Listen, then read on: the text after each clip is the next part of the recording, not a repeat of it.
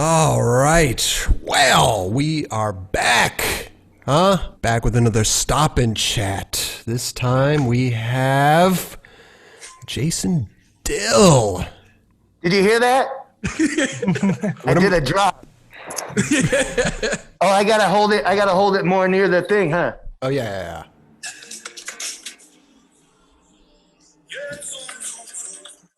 Zoom, zoom, zoom, zoom. What was that? That was an old commercial. Zoom, zoom. A car commercial or something? I tell you what, it's hot. You need to get AC in there. Where are you? Fucking AC Green. He was a great basketball player. He was sick. I think he was a celibate. Yeah. And Christian all through playing for the Lakers, which is fucking crazy, if you ask me. That should have been out there slaying it. I mean, maybe he wasn't on the court, but off court, man. Come on. What was that? Was that a new FA handkerchief you guys are coming out with? You just wiped your forehead with? You could see that it's a cut up FA towel. Yeah. Because I go on my big walks. You know what I mean? I go on my big walks Around the park? Today I'm at 3.5 miles, and I'm not kidding you guys. I haven't gone more than a block from my fucking house. I just walk up and down the back stairs of my house, and I walk up this little hill. I come back, and the whole time I do it, I read while I walk, which sounds fucking crazy, but it really works, and I'm surprised that it works so well.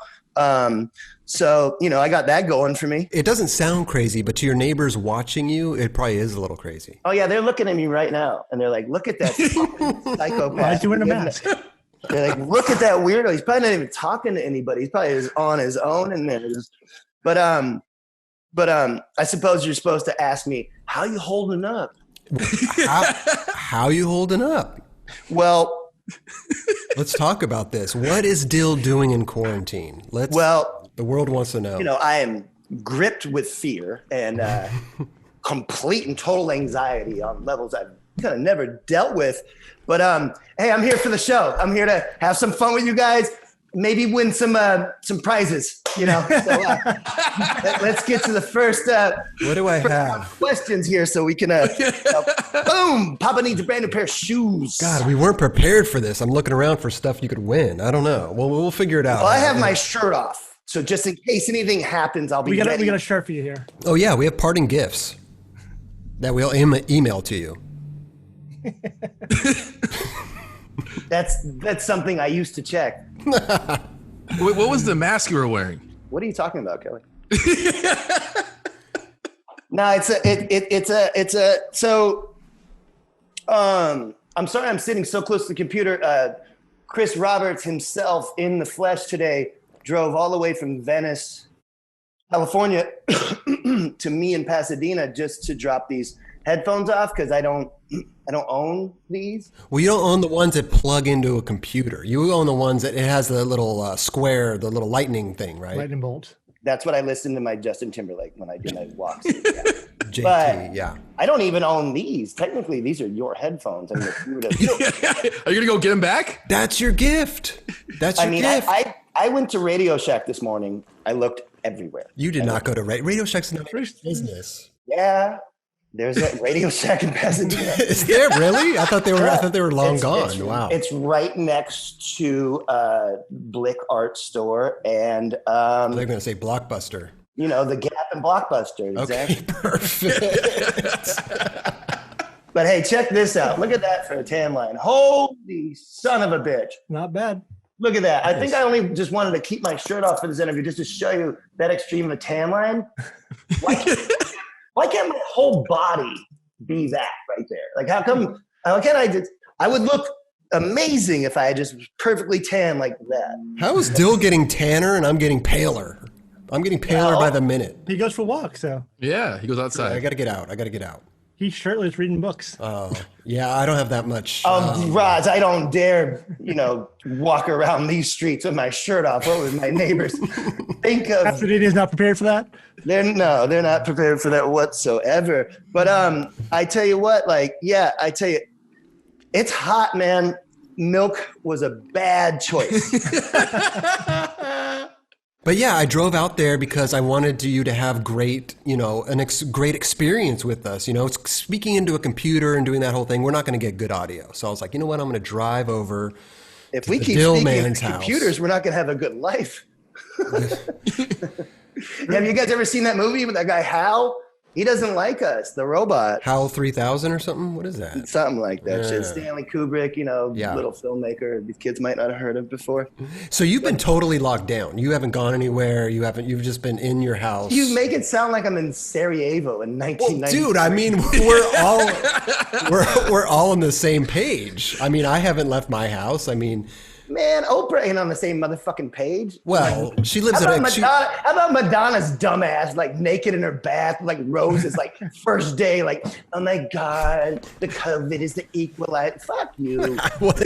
they live in compounds, Like shit. And she has her own fucking like zip code. No, and it's like, and I really recognize the fact that I have it super fucking good. I'm a single man, and it's unfortunate that I have to pay for my whole goddamn family. Well, not the whole thing, but a bit of it. That's insane, but it's okay because fuck it. I don't care. I've been poor before. I'll be poor again. I don't mind. I'm worried about, for me, I've always been worried. I don't know if anyone notices, but I'm in a constant state of fear that I'm trying to abate. And, I want to get back to worrying about the fucking sun killing us. I mean, those were fun times. You know what I mean? Fuck this COVID shit. Yeah. I mean, I was already, shit, you go through fucking 9/11 and this and that. Like, I'm so glad that shit happened to me because then, I can duck and cover pretty fucking quick. The thing is with 9/11, it was like, hey, hit the fucking deck today. Yeah, last night you were with your friends and fucking bullshit and thought you were so cool in New York, but boom, you're waking up with your girlfriend. She's a flight attendant and everything is fucking psycho. And it was like, shut down now. And it was a big difference between that and what this is, and the elongated period of people having to be on either on their own or with their family members is probably having a certain toll on people. And I feel for a mom of 4 who has to go fucking to the store and she's like in a fucking Ghostbusters outfit and shit. And it's like, fuck, man. Cause like we've already had a high level of anxiety and misdirected information, to say the least, in this country. And for this now to be I just feel nothing for me. Take me from this fucking planet if it helps anything last a little longer, because I don't know who the fuck thinks they're kidding themselves. Humans have about 30 years to pull their shit together. No, 20 maybe. I was going to say, yeah. And humans won't die off. It's impossible. We won't die off forever. It won't happen. There might be small clusters of humans around the planet in places that it's not too hot. But when we see 300,000 people die in floods in Sri Lanka in the next X amount of years, that might change our minds too. This motherfucker talking right now, my dumb ass, very first world problems. I mean, fuck airplanes and lucky for me, I've got to do so much shit, but it's like, man, if it isn't the quickest turnaround to show you like, holy shit, look what's been going on. I mean, if you're an avid skier and there's no fucking snow, you ain't doing shit. If you like to breathe and go outside, the future might be the place to fucking stake your claim and start with it now. But for now, I'm just gonna go to the fucking Huntington Beach Pier. I'm gonna blast some Toby Keith and ask for my fucking rights back because I'm a goddamn American and I fucking pay taxes, okay? So open up the fucking beauty parlor and the tattoo shop because I'm gonna get a sick fucking back tat. I was gonna say you do need a haircut. No, I cut my own hair. Everybody with the cutting. I started this trend. I was cutting my own hair I've been cutting them for 10 years. Now everybody's cutting their own hair now. You look. Can we have a round of applause for Mr. Chris Roberts? I'll even clap myself. This is great. But it looks great though. Looks great. So how many viewers we got right now? This is live. Right? This is live. We have -2. Ooh. Yeah. My mom said she'd show up. Same with my mom. She poked her head in. Oh man. So everything's good though. You're chilling. I mean, listen, I look like a hot dog. you look great, bro. You got the paintings behind you. You're Buff hot those dog, are yeah. Tough dog. Damn soundbite. Off hot dog. the paintings. You've been painting a lot though. Those are your paintings behind you, right? 1,000. One that does. So you've been watching the You show. don't. Yeah, you don't watch the show. You don't watch the show. No, I only watch Sesame Street because Perfect. it takes my mind off of the. Oscar. Hold on, let me see more light. Oh, there you go. Oh, there you go. Wow. I'm all shiny now, though. You look tan now. Yeah, you look I look tan. I look like a tan person from 1925. I do want to. I might get caught in the Dust Bowl. I do want to thank you though, because you are a supporter of our show, and I just want to. It means a lot to us, man. I want to. We appreciate all the support you give us. It's amazing. I appreciate you saying that, but I'm only looking at Roger, you, and Kelly Hart, and I don't see these other two people that I supposedly support. Yeah, I they're. don't know if there's like a personal like. You're at home watching. They were like, "Oh, Nija fucking canceled, and you're getting dilled." Ah. Steven didn't show up. Justin didn't show up. I mean, they've got their I'm own just thing kidding. going on, I'm just bro. kidding. Yeah, no, we do appreciate it though. Thank you so much. No, I love the show. It's epic. It's great that all we have is now in certain ways. You know what I mean? Like to have this time period where,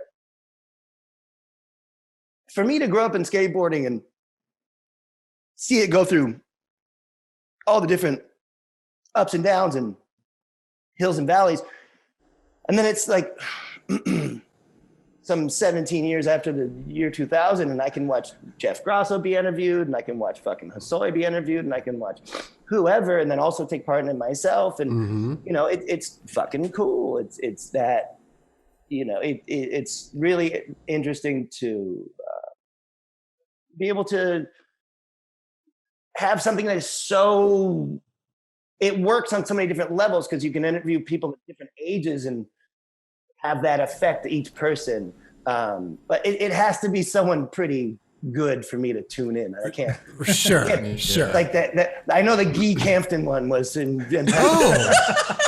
That's sometimes it'll pop up on YouTube. It's like Monday. I'm like. Is it Monday? But when you guys do the show, but sometimes it'll be like this Monday, so and so. I'm like, wow, fuck, really? But that's a beauty. That is a. Well, he takes a sip of his coffee. But that is the beauty of it, though. We could have on Christian Hosoi one week, and then the next week Guy Campton. If you're lucky, yeah.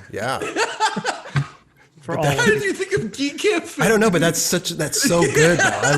I love Guy Campton. no disrespect, Guy. You had what was his big trick was like the backside flip on mini ramps. I think was that. What? But he spelled his name G-U-Y though, right? So it's not Guy Campton. I Do we know? I think it's Hungarian. Okay, I was going to say, do we know for sure? I'm fucking kidding. I don't know. Chris is like, oh really? No, I'm learning stuff here with Dill, man. Learning with Dill. Learning with Dill. Give me a second, guys. 1 second, please. Go ahead.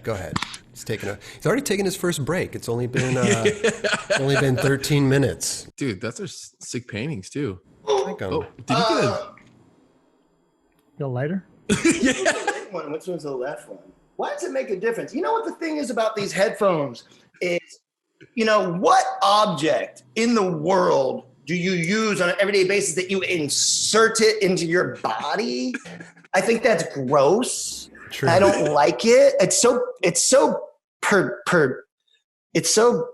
ew. I don't like it. Like who thought that this is a good idea? Like imagine you had clothes that work like this. I don't like it. It's an air dildo. Oh, Ron, always with the gross soundbite. Hey, kids, it's a bad habit, but hey, who says I wasn't gonna smoke in a pandemic? Come here, Smoke them if you got them. Smoke them if you got them. Hey, I wanted to ask you a question though. Well, I got some time on my hands, so shoot. I know we're having a great time, but we just we review these videos on the Experience Show, and you guys did the FA did you and Van England's part the feedback. We didn't. Me and Abe did that a long time ago with Ty. Oh, so that was actually That was the original edit. that was the original edit. You guys got it from Ty. Yeah, and what because it just I don't think it's ever been HD quality on the internet before, and that song that came out. Because I think you mentioned it on our show too. That song is one of the worst songs I've ever heard that it came out on, and I still don't understand. Ty, I love you, but dude, but whatever. I think is it Brian Ferry or Brian Eno that did the original one. Anyways, there was a version that came out first, and then the version that most Americans in the rest of the world saw was that with that horrible, like not even Dido song. It was like something like worse. You guys made it work though. I think so many people love that part. Wait, so you couldn't get the music rights before back then, and then now you could get it for YouTube, or how does that work? They got it for Europe. And then the American version that came out on VHS was that one fucking song I'm talking about that was really bad. But I thought, maybe people would like to see it in a better quality, and me and Abe ain't getting any younger, so might as well fucking start recycling our footage now. No, actually, I take that back. Abe is getting younger. He has been ripping lately. He filmed he filmed a line a couple days ago. Dude, fucking Benjamin Button. Like Abe makes me feel like Danny DeVito on a skateboard now. Wow. Okay. Like he's ripping. He got this other line about 2 months ago, and he's skating like all this broken concrete in East LA. It's like these walls that are all slanted and shit. The sidewalk's all fucked up, and like he does the best frontside tailside fakie I think I've ever seen him do. And I said to him, like, dude, it's incredible to watch you. You're just it's like you're getting better. He looks no different to me than the dude in the DC video. You know what I mean? He doesn't age. No, he doesn't. He's doing really, really great. He's doing really great. We plan on putting out a video part of Aiden Mackey soon. Yes.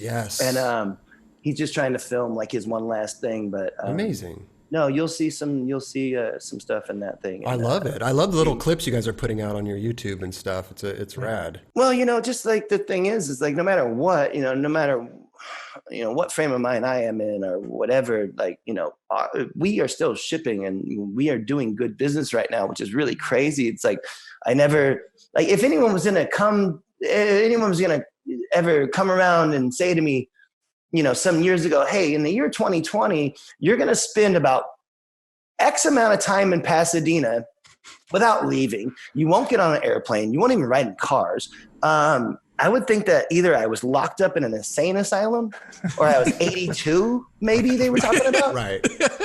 But it's lucky for FA that we have a small contingency of people that run that warehouse. So I got to thank Glenn. I got to thank Fecky, I got to thank Julian. I got to thank everybody that's in the warehouse doing this thing, because it's pretty insane to still really be doing great all through this. Like, the store being on hold for a while, that makes me sad because we put so much work into the store and all that stuff, but I don't dwell on it. I think I spend a lot of my time just being very thankful for the fact that I got to do so much shit, you know what I mean? Like before a big pause happened, because, if a big pause happened like this, as we were filming photosynthesis or something, like, fuck, man, I'd have been devastated. But, I'm not as young. I'm not young like the young people now. So I feel for the young people. Like I'm talking to Nakel on the phone the other day, and he's like, who can film me? I said, you can film with anyone you fucking want. I will pay them out of my pocket. Right, you know what I mean? Right. I want him to feel activated. I want anyone young just to feel, of course, be safe about shit and whatever. But you know what I mean? I just feel for, I have it fine. You know what I mean? As far as what this kind of process is of disconnecting yourself and not being in the shit. I mean, before this happened, I would wake up every day at 7 a.m. and it'd be 4 p.m. and I'd already made X amount of FA. You know what I mean? Right. And it's like, it's really strange to not have that process anymore, but I'm not fucking complaining. I don't. You know. So all the production and stuff's on hold, but you guys are just kind of selling through your stuff. No. We're making shit. Oh, you're right making now. stuff. Okay, gotcha. We have shit in China. We have shit in fucking Italy. We have shit in fucking this place. We have, everywhere that there's shit that was going on with this thing, we have it. Gotcha. And we, we still have production going on. We have production going on in America. We're still, like we still make boards with BBS and no, I'm very thankful. I'm just super thankful that, who would ever thought that like fucking 20, 30 million Americans would be out of a paycheck and skateboarding turns around and still pays people for X amount of time. I mean, right. Clock's ticking. Call you back in a month or two. No, but you guys got amazing supporters, and that's what's rad. You have an amazing following. We do. We have a lot of people that like what we do, and hey, you got 3 right here. Big fans. Hell yeah, dude. And I wanted to ask you about the FA store, because FA store, amazing. Now, how do you go through that process of designing? Are you just going through and being like, hey, I want a cop car on the ceiling. Hey, I want this, I want that. And then do you have people doing it, or like, what's that process? You guys doing it all yourselves? Yeah, what's that process like? I mean, I can't imagine me saying to somebody, yeah, I want a cop car on the ceiling, and then it's there. For me, it's just like anything. It's like it's your vision, right? Well, but Chris, it's like this. Like, take a movie or a book or whatever. If you don't grab someone in the first 10 pages of a book, like they're not going to feel inclined to invest real time and interest out of their life to continue with the rest of whatever the fuck you're talking about in your book. It goes for movies as well. I wanted the store to be a thing that unfolded in front of you. Right. As you walk through it, you get more and more out of it. And that comes from me watching Charlie and the Chocolate Factory and many different movies that inspired me when I was a kid. And most all of what FA is and has ever been is everything that scares me and everything I like. That's why there's so much religious imagery. That's why there's so much chaos and so much psycho shit mixed in with like that last little joke at the end, like, hey, but that's what it is. And so, when I've had, when I've been in the store and, some beautiful woman in her 50s comes in with her 17-year-old daughter to just look, they never even heard of what we are. And they walk up to me and they're like, this is a beautiful store. Holy shit. I say, hey, thanks. And that means a lot because that's not skateboard public. That's just general public. So yeah, I wanted everyone to have the opportunity to, you can have someone describe what it's like to go on Mr. Toad's Wild Ride at Disneyland, or you can actually go, or you can, it. Or make it yourself. You know what I mean? Right. So it's a lot of that, and that's why I wanted to have this thing that you go into that there's so much going on before you even get hit with like buy this sweater or buy this t-shirt. Yeah, almost like you're just an amusement ride or something. You're good. The people right. are walking in, and the FA store is the FA store is like a Universal Studios on crack. yeah. It's a different experience, and I hope we can get back to it. But I'm not fucking. Not fucking crying in my beer, shit. But a lot of where my worry comes from is where we'll end up, say in a year. I don't know. Right. Not worry about my store. Well, not worry about my store. Not worry about my company or whatever. It's more worry of people's lack of adaptation and mass ignorance. I have a big fear of. But, once this finishes us doing our talk, I'm going to go to the Huntington Beach Pier. And You're going to go pay. I'm gonna you got your sign. You painted your sign, I could see. I'm going to I'm going to give them a piece of my fucking mind because I'm a fucking American. I have fucking rights. Maybe Ed will take photos of it. I saw a photo on the internet of like the beach just like mad crowded, but I don't know if that was real or not. You were just looking for the party. You have an app that says where the party at. You're like Venice Beach. You're Kelly Hart. You're forever 21. So you're like, where the party at? And it's like HB, bro. HB. Kelly's like, whoa, wrong party. Dude, where the party at app?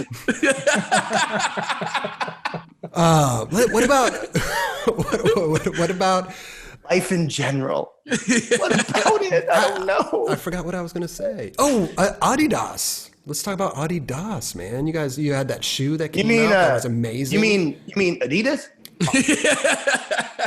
But congrats on that. It's amazing. Thank you. Yeah. I tell you, like, it's really interesting. And like I said earlier, like about what are you drinking, by the way? I want to know what's in that cup. Purple coffee. Purple. Perfect. So what's interesting about grape juice Adidas is that, when I rode for Vans, I loved the people, and I understood the simplicity behind like a shoe like the Authentic that I skated in. But I wanted to do more and more. I wanted to do more technical shit, and I wanted to take my whatever ability to design and have it in a place that if I ask crazy ass questions, they could be like, well, yeah, let's call NASA and see what they think about inserting that. And it's like nothing to take away from Vans, but there's a certain level of design with Adidas that it's so technical. Mm-hmm. I can kind of come up with a lot. And so speaking of, I'm glad you brought that up. So what do you got there? These hopefully come out one day. What? Hopefully. Wow, dude. See, this is the part of the show that Steven is missing. And when Steven sees this, he's going to... Steven Christ. When he sees this, he's going to be like, oh, shit, Dill did it. These are the shoes you walk around the block with. Yes. And I tell you what, these are the best motherfucking shoes I've ever made my whole life. These are the shoes I wish I made forever, from Vita to whatever. Oh, these are the greatest shoes I've ever made. And look at that logo. Like, wait, hold on. There it is. There it is. There it is. Wow. Wait, so what shoe is this? Is that the Glacier? Damn. Is it like your shoe or what is it? No, it's just an FA shoe. So we made, all right, number two. So that was it. That one's called Experiment 1. This one's called Experiment 2. Okay. They're kind of dirty. But ooh, wow, dude. I like those. Crazy. Those remind me of the old. What shoes were those? They had the thing going up and down the sides of them like that. Like, you know what they remind me? They remind me of the costume shoe. Yeah. When we were making them, we were like, "Wow, we made like a futuristic costume." Oh, the costume one. Yeah. Shameless product placement on my behalf. I love it. Hey, I asked. Hypebeast is going nuts right now. Hey, Hypebeast, check it out. But hey, those might not come out. I don't know. I think they're made. I'm not sure, but like, we have a whole run of clothing for Adidas that we made commercials for and everything. Oh, and sick. It's all on hold. Yeah, I'm sure a lot of things are on hold. That was a lot of flights to Portland that this person did. You leave out of Burbank? Yeah. No, actually, at the time, it was Santa Barbara because I was living in Ventura. And I tell you what, flying from fucking Santa Barbara to Portland is the most convenient thing. It's like you get to the Santa Barbara airport, it's like a golf course. You have to be like, hey, is anyone here? Are you guys flying today? You see Oprah on the flight? Unfortunately not. Thank God you weren't in Ventura now. That would have been a hell of a drive out there to deliver headphones. But what's a design like? How is it though designing with Adidas? I mean, do you have to go up there and do all the stuff, or can you just do it remotely and just? I mean, do you just tell them ideas that you have in your mind, and do they just put it down on paper and samples, or what? I wish it was like that. I'd be like, hey, check this out. Read my or Read my mind. Well, you know what I mean, though. Sometimes it's No, very I on hand. I work with this designer named Noah, who's epic, and I work with Scott Johnson a bit. Amazing. Yes, Amazing. that's tight. Miss that guy on his, but he's still skating a lot, but you know what I mean. Yeah, I'm missing him on a board. Front 180 switch crooks. Ooh. Beneficial. Dude, that Insane. The dude, best. So insane. that's some high level skateboarding. And I love the ad where Scott lip slides that like bent bar down the hill that DC had. It was a sequence. But no, I work with Noah and Scott, and but mainly Noah. And I just go through the Adidas archives and I look at all their old shit and I bring that out to adapt it to a new shoe now. Like, so the shoe I was showing you, this one is actually it's a squash shoe from the early 90s. Oh, wow. But we Squash. changed. Yeah. What's squash? Yeah, Kelly, I don't know either. It's like it's not the one that you eat. Apparently. Oh, okay, that's what I was like. I don't know that it made shoes for those. Dude, how about that fucking dude? Kelly Hart should have a copyright after the laugh happens, like a copyright. Just pops Just up. show up. You are the funniest dude, bro. I know. I'm not. No, Dane Cook is the funniest dude. Everyone. Do you listen to a lot of stand up? Well, I want to send a big thank you to Mr. Tim Heidecker and Doug Pound, DJ Doug Pound, and to Vic Berger, because I love the motherfucking office hours thing that they do. I fucking love it. Those dudes are great. And I know Doug Pound knows all about FA and skateboarding and everything. And Tim Heidecker has no idea, but I fucking love that dude. And I love what they do. It's super interesting. I've never heard of it. What's it called? They do this thing called office hours, and they do what you guys do, but they're all in a room together filming themselves and just talking. And obviously he's Tim and Eric. Awesome show. Great job. Oh, yes. Yeah. Yeah, but I believe we've gotten orders from Doug, the other guy. I think he's ordered from us, and we sent it to him for free or whatever. But I like those guys. I don't know if they'll, see this and say, but I even subscribe to their like Patreon thing. Only you, the 9 Club, and the office hours are the only thing I've ever subscribed to. Wow. Like where I have to take my credit card and type stuff in. Sure. I don't like it. They don't do that. I don't like doing that. Right. Damn. Thank you, bro.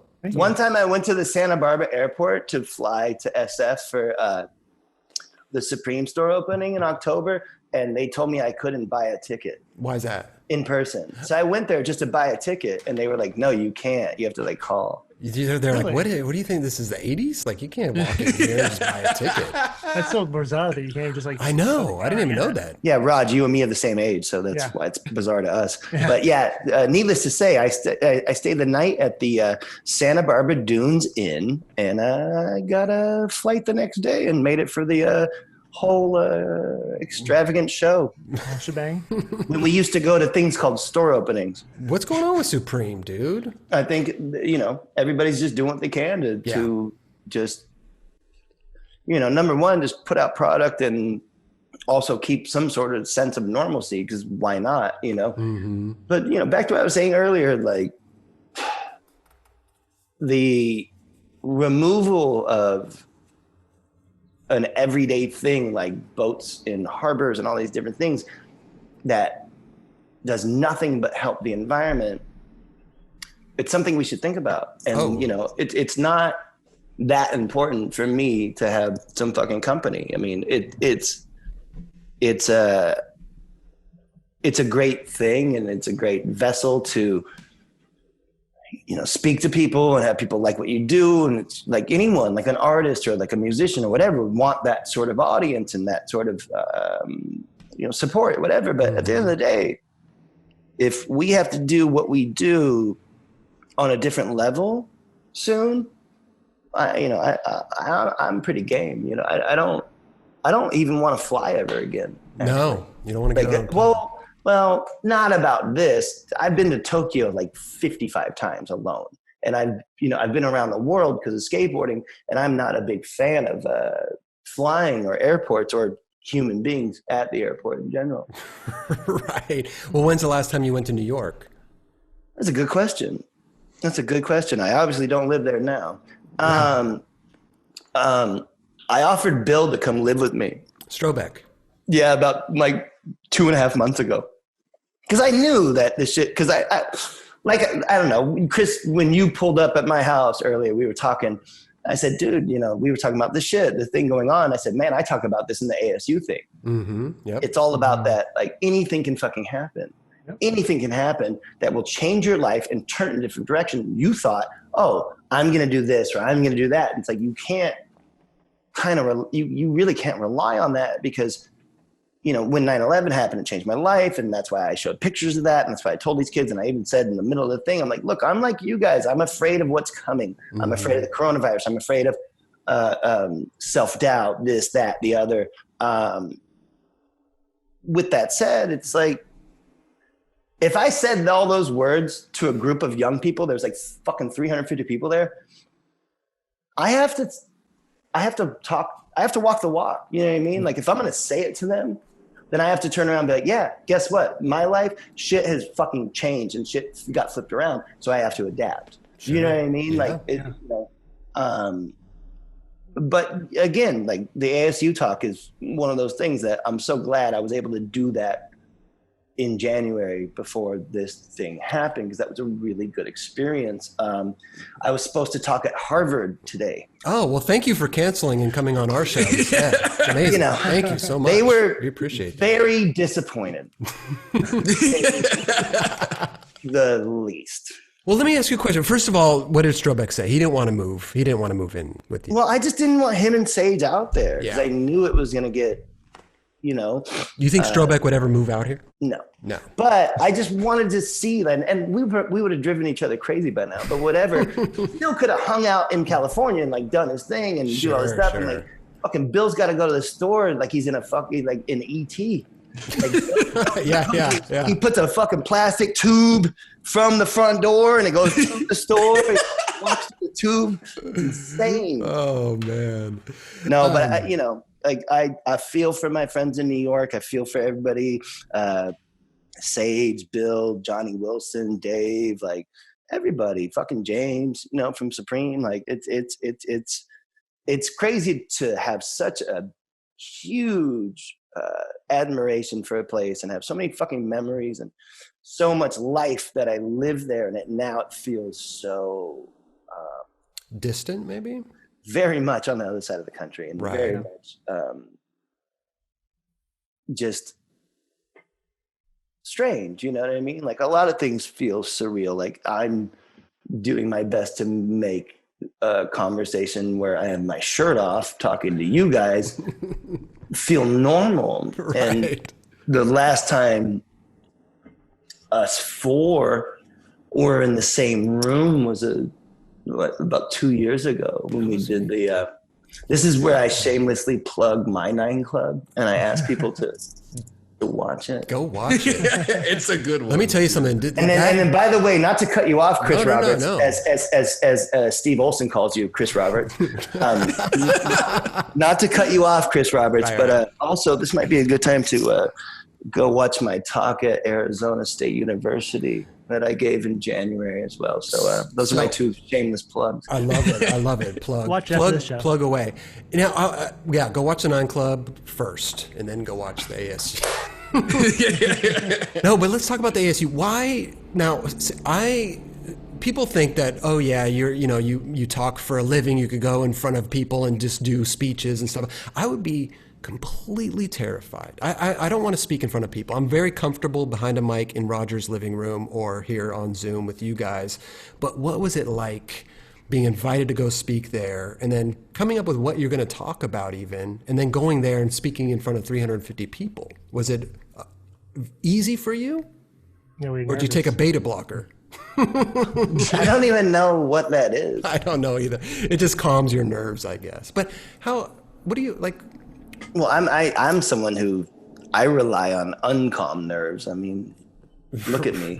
I thrive on the edge of everything falling apart. I mean, I'm Irish, like we think everything's going to go bad, So, Well, that's a good question. That's a very good, what did I say?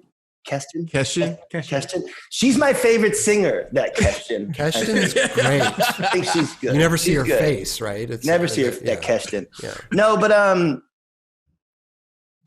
I mean, number one was like, I was blown the fuck away. Like I dropped out of high school when I was about 16 years old. And did they reach out to you? yeah, and it's insane because how it all happened was I was eating at a restaurant here in Pasadena by myself. And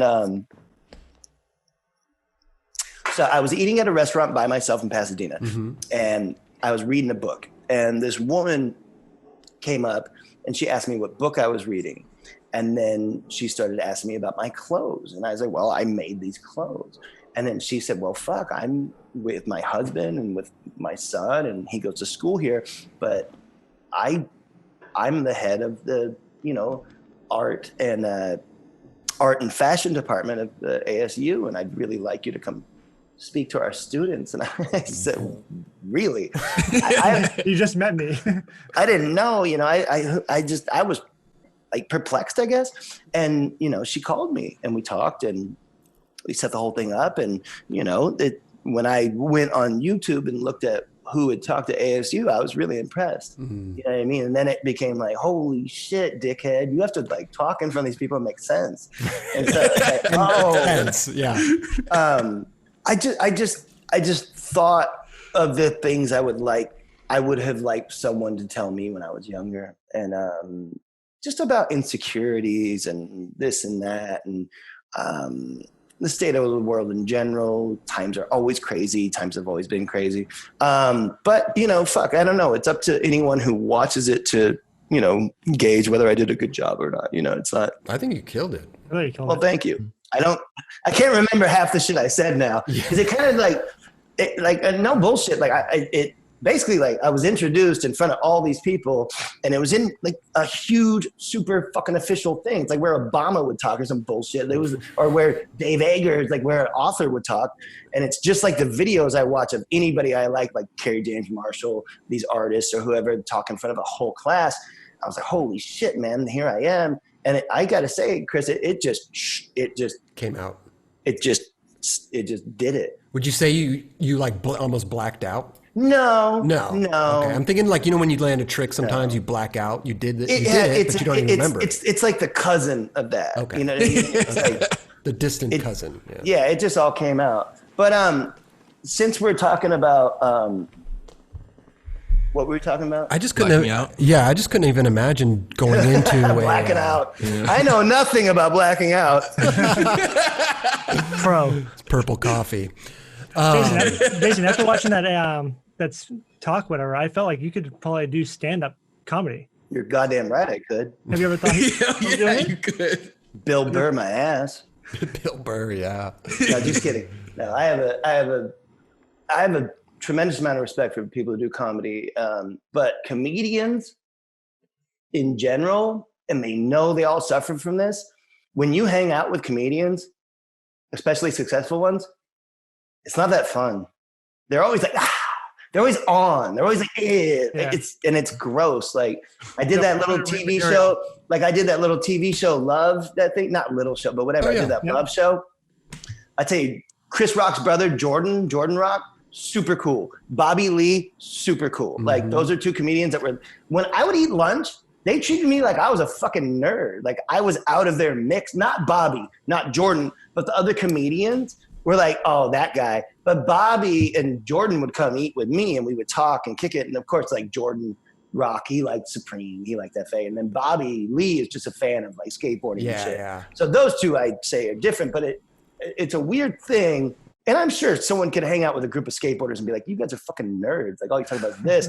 But the comedian shit, comedians need to watch it on their like, oh, bro, you don't know or whatever. Like, you're on all the time. You're acting like a fucking dork. Like, I could only imagine. You know what I mean? Like, I don't want to hang out with Chris D'Elia. I don't want to hang out with, you know what I mean? Like, Kelly loves Chris D'Elia. Like, I love Chris D'Elia, but I've never met him in person. Of course you do, Kelly. You're forever 21.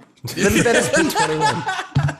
But you know what I mean? It's like, it seems like it would be frustrating. So that leads me to the segment that I've come up with for you guys' show, because every show needs segments, don't they? That's true.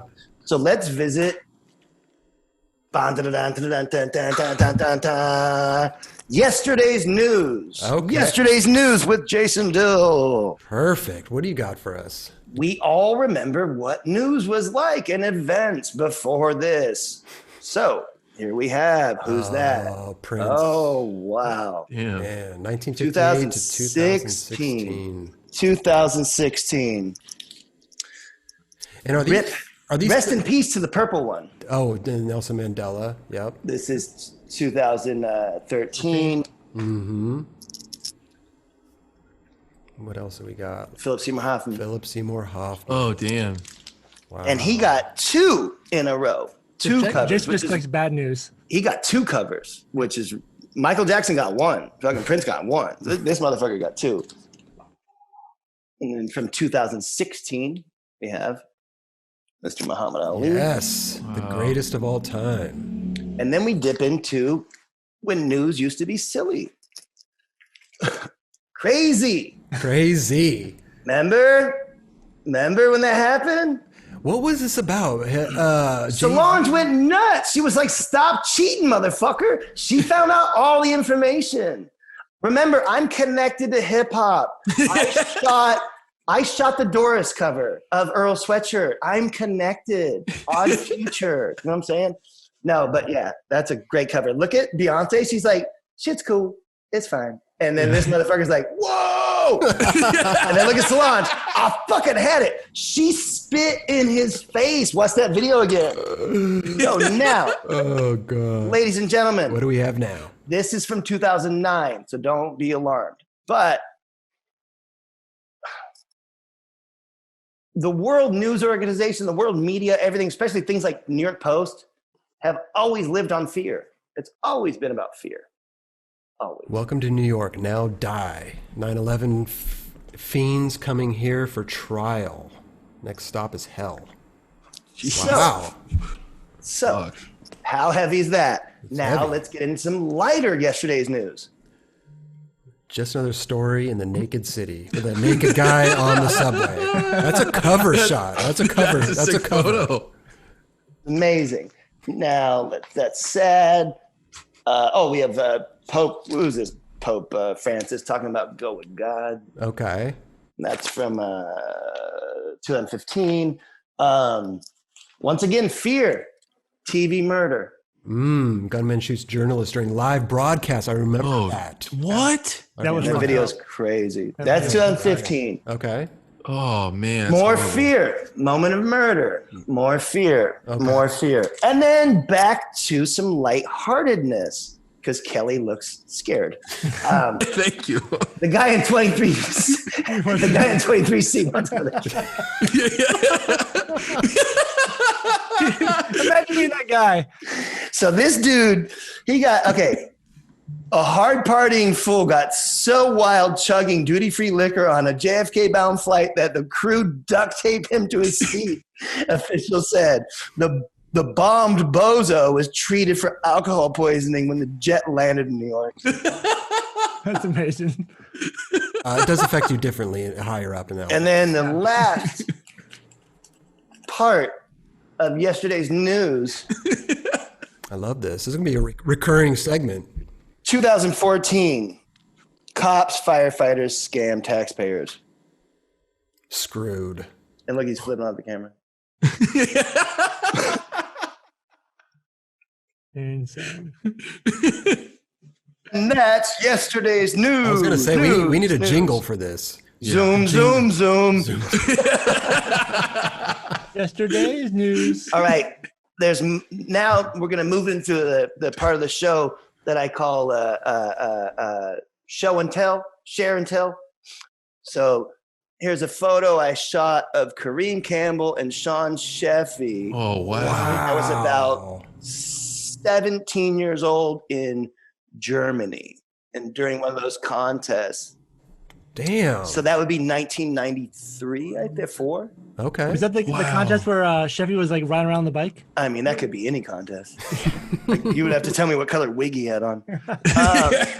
Here's a Metro card that I saved from the year 2000. And the reason I saved it is because you could have had a free lunch with Nelson Mandela. What? He's free for lunch. And the reason that I am so like about Mandela, for the obvious reasons, whatever. But I was sent to Africa in the year 2004 to do skateboard shows, as they called it, for the Nelson Mandela's Children's Fund. What? And so and we actually got taken to a big concert when we got there, and we were supposed to meet him, but he had a death threat put out on him. So we watched that band Human League play a show, and Roger was like, "What?" It's like, I know Roger knows Human League. He's old as I am. So maybe I might not go to hell. I don't know. I probably will, but I did skateboard shows for the Nelson Mandela's Children's Fund. That's amazing. How do you? Wait, I wasn't fishing for compliments or anything, Chris Roberts, but thank you. Can we find these shows on YouTube? I don't think so. I don't know. I think someone would have showed me. I don't think anyone was filming. It was a weird tour that we went and did, and then the tour lasted for 2 weeks. It went from Durban to Johannesburg and then to Cape Town. And once we got to Cape Town, I went to a travel agency and I said, I'm going to stay for 3 months. Oh, wow. Is that possible? So I stayed in Africa by myself for 3 months. Yeah. Who was on this tour? So for the 2 week tour, it was Papalardo, Ed Salego. So sick. Stefan Janowski, Joe Castrucci, Greg Hunt, and Michael Mealy. That's like around the Mosaic days, right? I don't know. 2004, I think it came out. Yeah. Around, like Mosaic came out right before that. I think Mosaic came out in 2002. But anywho, yeah, that was great, and it changed my fucking life. Wow. I mean, you wanted to stay for 3 months, yeah. I did. It was epic. It was really, really great. Like, who reached out to you for that, doing the show for them? Alien Workshop, and it was through that company LG. Yep. Life's Good. Yeah. So they paid for it all. Oh, wow. Amazing. And they didn't give me a phone. No TV, no phone? But no, that was great that we were able to do that. So here's a postcard from Mark Gonzalez from Amazing. the year 2003. So what's it say? It says, Ira Gershwin in 1939, Mr. Satirical. Amazing. And the back, it says, Dill saw a thug in the lobby of the hotel and inquisitively asked, can you please direct me in the direction of the soup line? Okay. True story? No, that's what it says. I don't know. This is a postcard.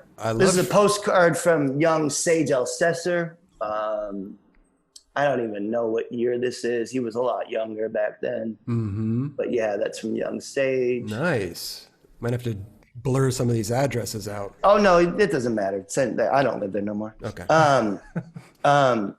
Here is from the Borg T. Borg Hotel in Paris. And it's a letter that says, Dear Mr. Dill, we kindly remind you that all our rooms are non-smoking. Please do note that our fire alarms are very sensitive in that matter. Thank you very much for your understanding. Kind regards, front desk. Borg to Borg Hotel. It must have been a fancy hotel because they sent you a note. A handwritten note. Yeah. I mean, Supreme put me there. It wasn't my fault. We must remind you, this is a non-smoker. They're not banging on your door. I know. I'm such a fucking asshole in my smoking, I swear. And then check this out. This might be fun. Dun, dun, dun, dun, Wow. dun, dun. Look at young Abe. Damn. He just jumped in the photo booth with you or something. Yeah, we're in a photo booth. I bet you were at a bowling alley. I think we might have been at that bowling alley where they filmed Big Lebowski, and then there's no one in the box. Yeah, me and Abe a long time ago, we used to go to the bowling alley where they filmed Big Lebowski, and we would just get super super drunk and just aggressively throw the balls at the. It's funny. I always wanted one of my favorite movies. I've always wanted to go to that bowling alley. Never have. Yeah, it turned into a Vons. Oh, seriously. It's that Where was Vons it? it's on Santa Monica Boulevard near Bonnie Bray, which used to be a very, very big place to buy crack cocaine, which I would know nothing about. Jeez. Hey, can you hear it? I know. I thought that was Rogers. No, they're coming to get Man-Child. He's at my fucking man. house right now. I've had to kick him off the show once or twice. See, Kelly, you saw. Kelly Yeah, saw I saw- I did. I saw it. I saw it, brought it back. I looped it around. Yeah. Looped it around. Brought it back. So once again, we're trying to do 4 hours, right? That's for the fundraiser, it's supposed to be like 4 hours, right? Because I'm ready. Yeah. I won't even pee. You got to beat Mike V. I won't even pee. I won't pee at all. No pee. The no peeing 4-hour fundraiser. That's incredible, actually. Dane Cook did 6 hours on his live, and he was cooking fish sticks. And, you know. You really back Dane Cook, huh? Yeah, I mean, he could move I around. fucking hate Dane Cook. I kick him in the fucking face. Dane Cook represents everything wrong with America. You know who holds the record, though? Jamie Thomas. No, Mike Vallely. Mike V holds a record. 5 Bum, hours. bum, bum, bum, bum. See, I told you I was here to win some prizes. Chris Roberts. What do I get? You get headphones that I personally delivered to you. I get tickets to Dane Cook. That's not a surprise. I could get you dinner with Dane Cook. Would you like that? Might be able to pull that off. 4-hour dinner with Dane Cook. Two hanging out together. Okay.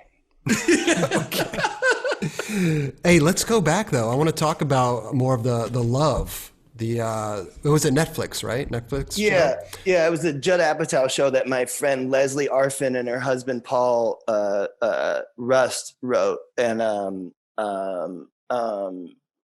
I think I'd been living back in Los Angeles for about a couple years, and Leslie moved from New York to LA, and she wrote this show with her husband Paul, and she called me and said, "Hey, I'd like you to be in this show that we're gonna do." And I said, "Absolutely not. That sounds crazy." Right. First reaction. Well, I was mostly in fear of what the skateboard world would say. You know what I mean? Oh, so you weren't worried about your acting abilities or sucking? No, I'm or a great anything like I'm a that? great fucking actor. Okay, I'm just wondering. Just kidding. No, but the thing is like, just in all honesty, I was like super insecure about what skateboarding would think above and beyond. This was a few years ago. This wasn't that long Yeah, ago. it's probably 3.5 years ago it came out. Yeah, it wasn't that long ago. No. Well, to today's audience, that's 29 years ago. This is If you're under the age 25, that would be 100 years ago. But anywho, I said, yeah, Leslie, I thank you and shit, but there's no way I'm going to do that. That sounds fucking crazy. I'm going to act in a fucking show, like a love show. Like, no way. Did you have to audition? Well, check this out. I said, no. And she was like, fuck that shit. You're going to audition. I said, well, on top of it, I have to audition. And she goes, yeah, you have to audition for this woman. And it was right around the corner from Abe's house where the audition was. And God damn it, what's her name? She was so cool. She's such a nice woman. But she was the woman that cast fucking Superbad and all the Judd Apatow movies and whatnot.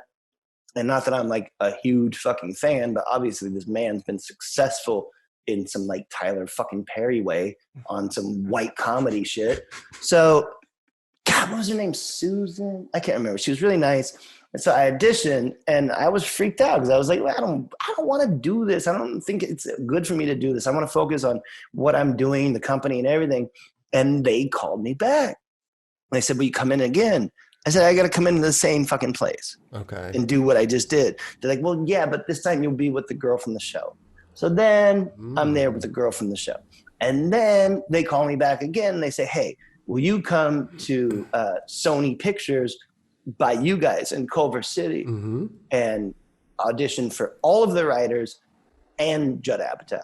And I was like, nope, I'll fucking draw the line. I'm not fucking auditioning for Judd Apatow. Tell me what's the tape. If he wants me, he wants me. I'll do the same shit in person. Like, I don't want to do it. Like, and I'm afraid. And it was all about being afraid. Sure. I was afraid of what it looked like, whatever. Like, oh, Hollywood dickhead. Like, fuck that shit. You know what I mean?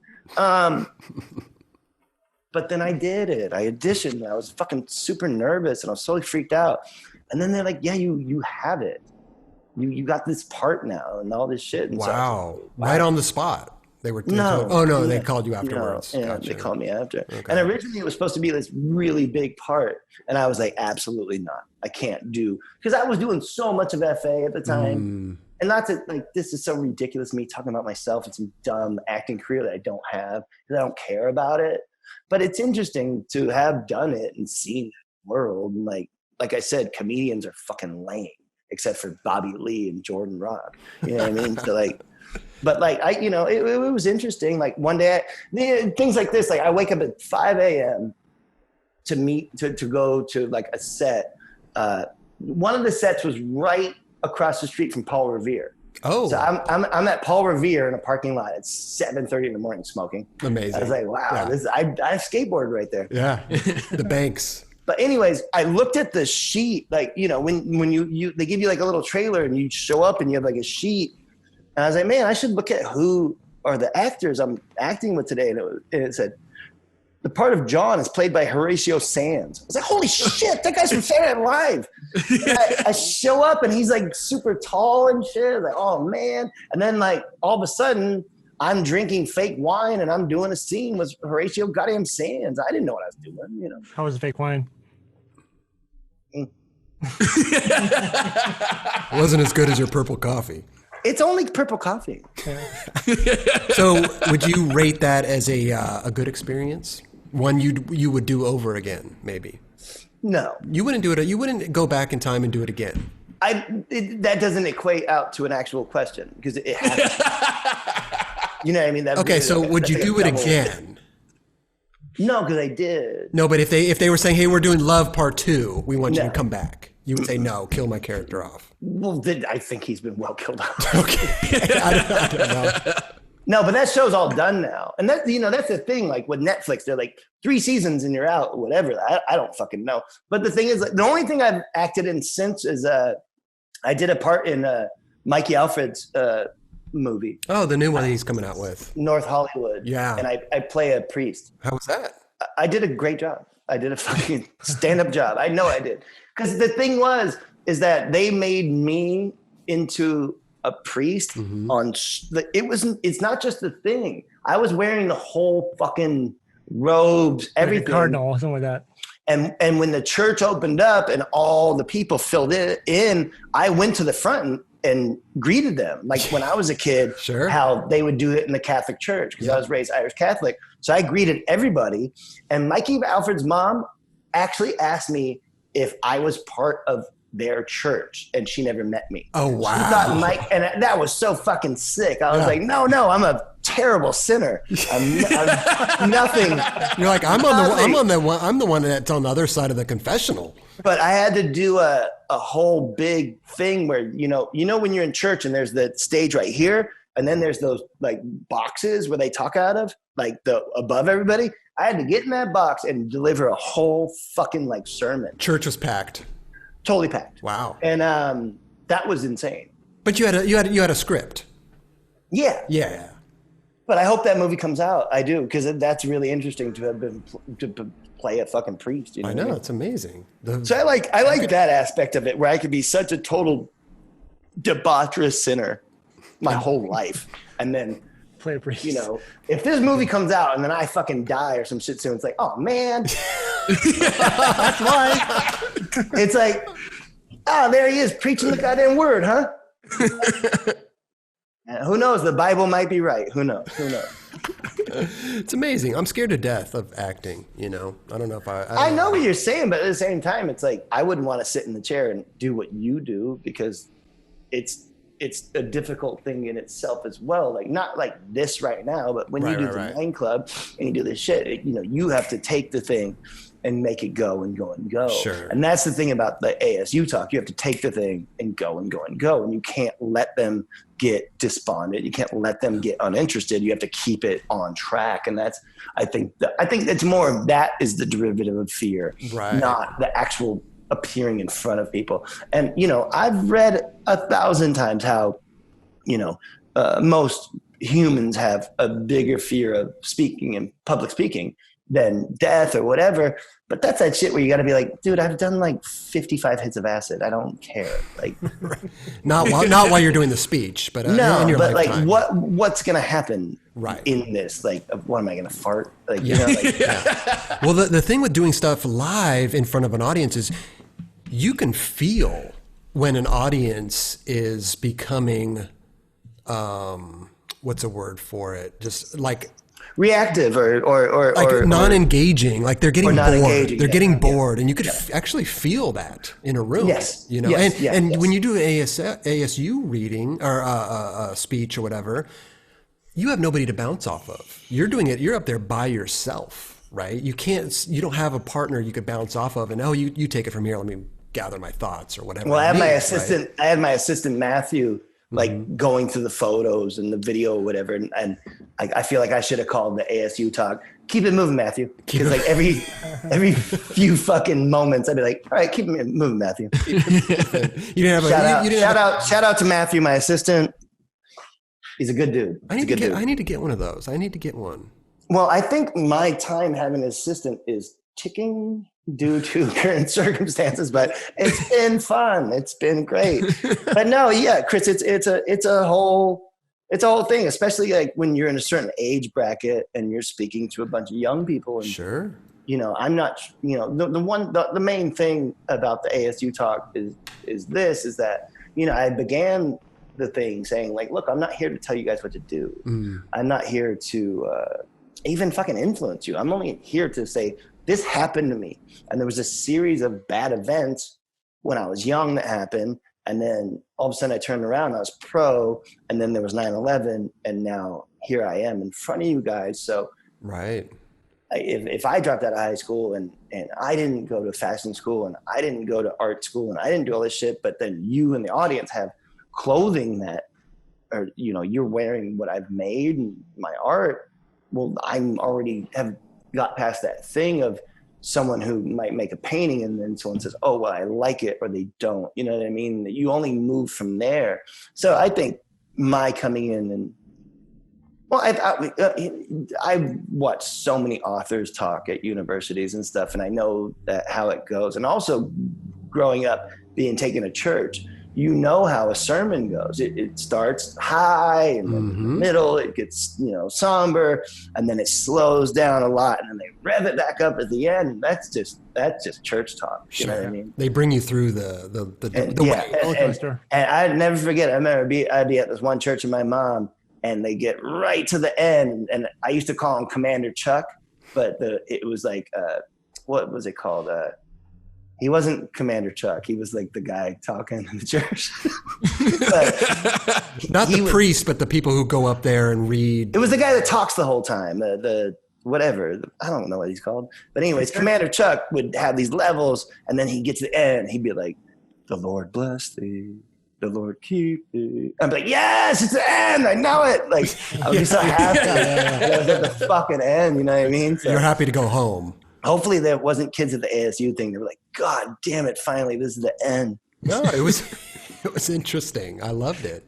Oh, thank you. They wanted to be there, though. Yeah. What you say, Raj? They were all there because they wanted to be there. Oh no, it was a trip. It was a trip. It was a trip. Like I said, like, I'm so thankful that happened, and the staff of ASU, from the woman Danita to I've forgotten the other woman's name. It's a dickhead.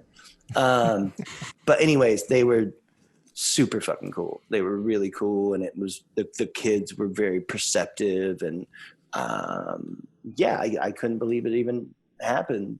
Was there a lot of skateboarders in the audience? Yeah, because it was open to the public too, Kelly. Oh, so interesting. It was half ASU. It was like 75% ASU students. And then the other 25, I suppose, was the general skateboarding community of the greater Phoenix area. Wow. Did you tell him the story about how when you were on acid and the car flipped over, it was in slow motion and there was a basket? You didn't tell that story. No, I didn't get to that. When the lady Okay. She wrapped it up. She was saying wrap it up. No, I said when the lady flipped at me, the lady in the car lost her ear and shit. I forgot I told that story. Yeah, you told it. Yeah. I tell you what, I'll tell you a different story that happened. So I moved to Pasadena from Ventura about in December, and I'd only been living here for a few weeks. And one day I went to the little market by my house, and you have to walk this little road up to my house. You drove on today, Chris. Yep. So you can't see my house till you actually get like to this corner of the road. And it's probably about 5 PM. I went to the store to get like Perrier and cigarettes and shit, because there's a liquor store just right there, Gerlach's Liquor. Shout out to Louie, Barry, and Fred. Thank you guys. There's a fucking awesome sticker on their wall, and there's a Matt Groening Homer Simpson that he drew for them. Sick. It's the greatest liquor store. It plays rules. I love these guys. Like, I give them FA gear and shit. It's amazing. So I'm walking back from the store, and I'm going up the hill, and I got the bag in my hand, and I can finally see my house, and there's a gigantic coyote directly in front of my house. And now he's not on the sidewalk, he's on my stoop. He's on my doorstep, and he's just looking at me. And I get to about 25 feet away from him, and he's not moving. And I thought, fucking shit, man. What am I going to do? Like, it's a big ass fucking coyote. Do I wait this off? Do I try to scare him? Do I run? What are my options? And in my head, I was like, man, you have dress shoes on. You got this bag full of bottles. Like, if you run at him, he's going to be really freaked out. Sure. But the thing is, there's only one place to go for him. Towards Either you. goes towards me, Yeah. or there's these stairs that go way down from my house. It's like 25 stairs that go way down from my house. But if they're cornered, they're nasty. And I sat there and I waited that motherfucker out. We basically stared. We stared at each other for like 20 minutes, just like. And I would walk a little closer, and I walk back, and then finally he like moved to the sidewalk. Wow. And finally I just walked back down the hill a little bit, and I could still see him. And then he went down the big stairs next to my house. But yeah, and then I bought mace and bear spray and all this shit, because I was so freaked out. Like, I was so freaked out. Commander Dill. That was crazy. I was so like, he was just staring at me the whole time. And the one thing that I thought in my head, I thought, you know what? This is very interesting, because I think if I was injured, like in a bad way, I think he might come eat me. I had that feeling, you know what I mean, of like being stalked almost. Sure, but you're staying safe, man. You said, you haven't left, and you just kind of stay around your little area there. You've been painting. Well, I tell you what. Once again, man, you grow up, you drop out of high school, you basically grew up in a trailer park, and I've been poor and shit, and I had to make sure my family was okay at many different times throughout my life. Mm-hmm. And so now with this going on, you have nephews and whatnot. It's like, even my assistants, like, everyone needs money right now. So it's like, fuck it. I'll pay for all your groceries. You guys go shopping. I haven't been in the fucking grocery store in like 3 months. Just getting them delivered. Well, I just have my nephew come over. He puts the shit in the basement, and I get it 3 days later. But I live in fear of those groceries for like 3 fucking days. Shit. I saw you skating in the house, though. I mean, that was the beginning. I was trying to jump on that trend, you know what I mean? Yeah. Grab a bunch of followers from my Instagram. No, but the thing is about, if you're going to get clip skating in the house, don't do no still shit. Roll, motherfucker. Roll. Don't give me no pause shit. Like just roll. And if I could put out a fakie shove and flip that's on par, yeah, fuck yeah. It's like, to me, it's on some like, hey, guess what, bitch? I still got it. How about that? So it's completely vain, me doing that. It's so vain. You're like, Kelly, fakie shove and flip. No, me and Kelly texted about it. I was like, I was thinking about you, bud. I'm so hyped to hear that, dude. Fakey kickflip shoving. One more time. Kelly motherfucking Hart, fakie tray flip, fakie manual the fucking stage. Well, we got to wrap this up, man. Thank you so much, Dill. It's been a pleasure. Chris, Chris, you did what you did, and that is not to be taken away from. And the switch manual to helicopter was one of my favorites too. Thank you, bro. I wish you had a trick named after you called like the helicopter or something like that. Because nobody did that. I remember going on tour with Jerron when we skated for some shoe company we won't talk about. But Jerron at demos in Australia, he would go up fakie on these like steep banks, and he would do a fakie 360 shove it. Like, you know how I love that trick, fakie frontside shove it? Yep. He would do that 360, and he'd catch it stupid high coming forward. I never see no one do that, and I never see nobody do the switch manual, switch 360 shove it. I think you're in a league of your own. Thank you. But this dude, Kelly Hart, won the lottery that day. Holy shit. Like like that's such a, it's such a bizarre trick. It's such a bizarre trick to like, be like, oh, you know what? This is going to work. I know. You should have gone to get a scratcher after that. I know. I felt like I won already, dude. I was stoked. I remember watching Jeremy Ray try to fakie tray flip the table at Lockwood. Ooh. And he landed on it like at least once. And recently Colin Kennedy sent me a bunch of footage of all of our attempts from those days when Keenan switch flipped the table, because Colin wants to do a documentary about the day Keenan switch flipped the table. Roger, you would trip the fuck out. The footage is it's insane. Wow. It's like every one of our tries, like trying tricks and Keenan's tries and Jeremy's tries. It's phenomenal. Wait, you're saying that on that same session, Jeremy Ray was trying to fakie 360 flip that table? He's up on the bank with Keenan. I didn't realize that's what he was trying though. That's like it's the day I think I do a nollie 180 over the table on flat. Okay. And then it's incredible. Keenan is still trying. At first, Keenan was trying to switch heel flip over the table. He's coming really close. And then it's a whole different weekend, and we're all up there. I'm trying to switch nose blunt on the table, and Pupecki's trying tricks, Billy Valdez is trying tricks, Fabian's trying tricks, and then boom, Jeremy, boom, Keenan. So they would just go up on the bank, go back and forth trying to do all the tricks. And it was fakie tray flip and then the switch flip. And then wow, dude. And then the day that Keenan did the switch flip, Jeremy pop shoved it to the table off flat, which is hard. Damn. And then I did the nollie 180 stand up nose grind 180 and the switch back to nose grind that same day. But as usual, I was always waiting for like the big dudes to get done. And I'd be like, Sock, will you please film me? And in that time period, I was telling Colin Kennedy, I was like, man, I have nothing against Sock at all, but I really feel like Sock didn't like me. Because in the footage, you could hear me like, hey, Sock. And he's like, yeah, next one.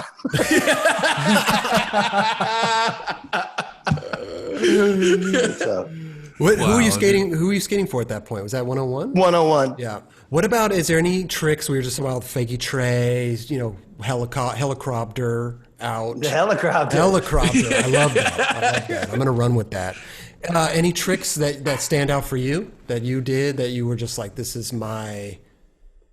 Like I can't believe I did this. This is amazing. No, nothing I'm stands out. very lucky to be here. Dude, when you did that one line with the fakie shove over the barrier thing and then running down the stairs, that must have been brought up to you a bunch.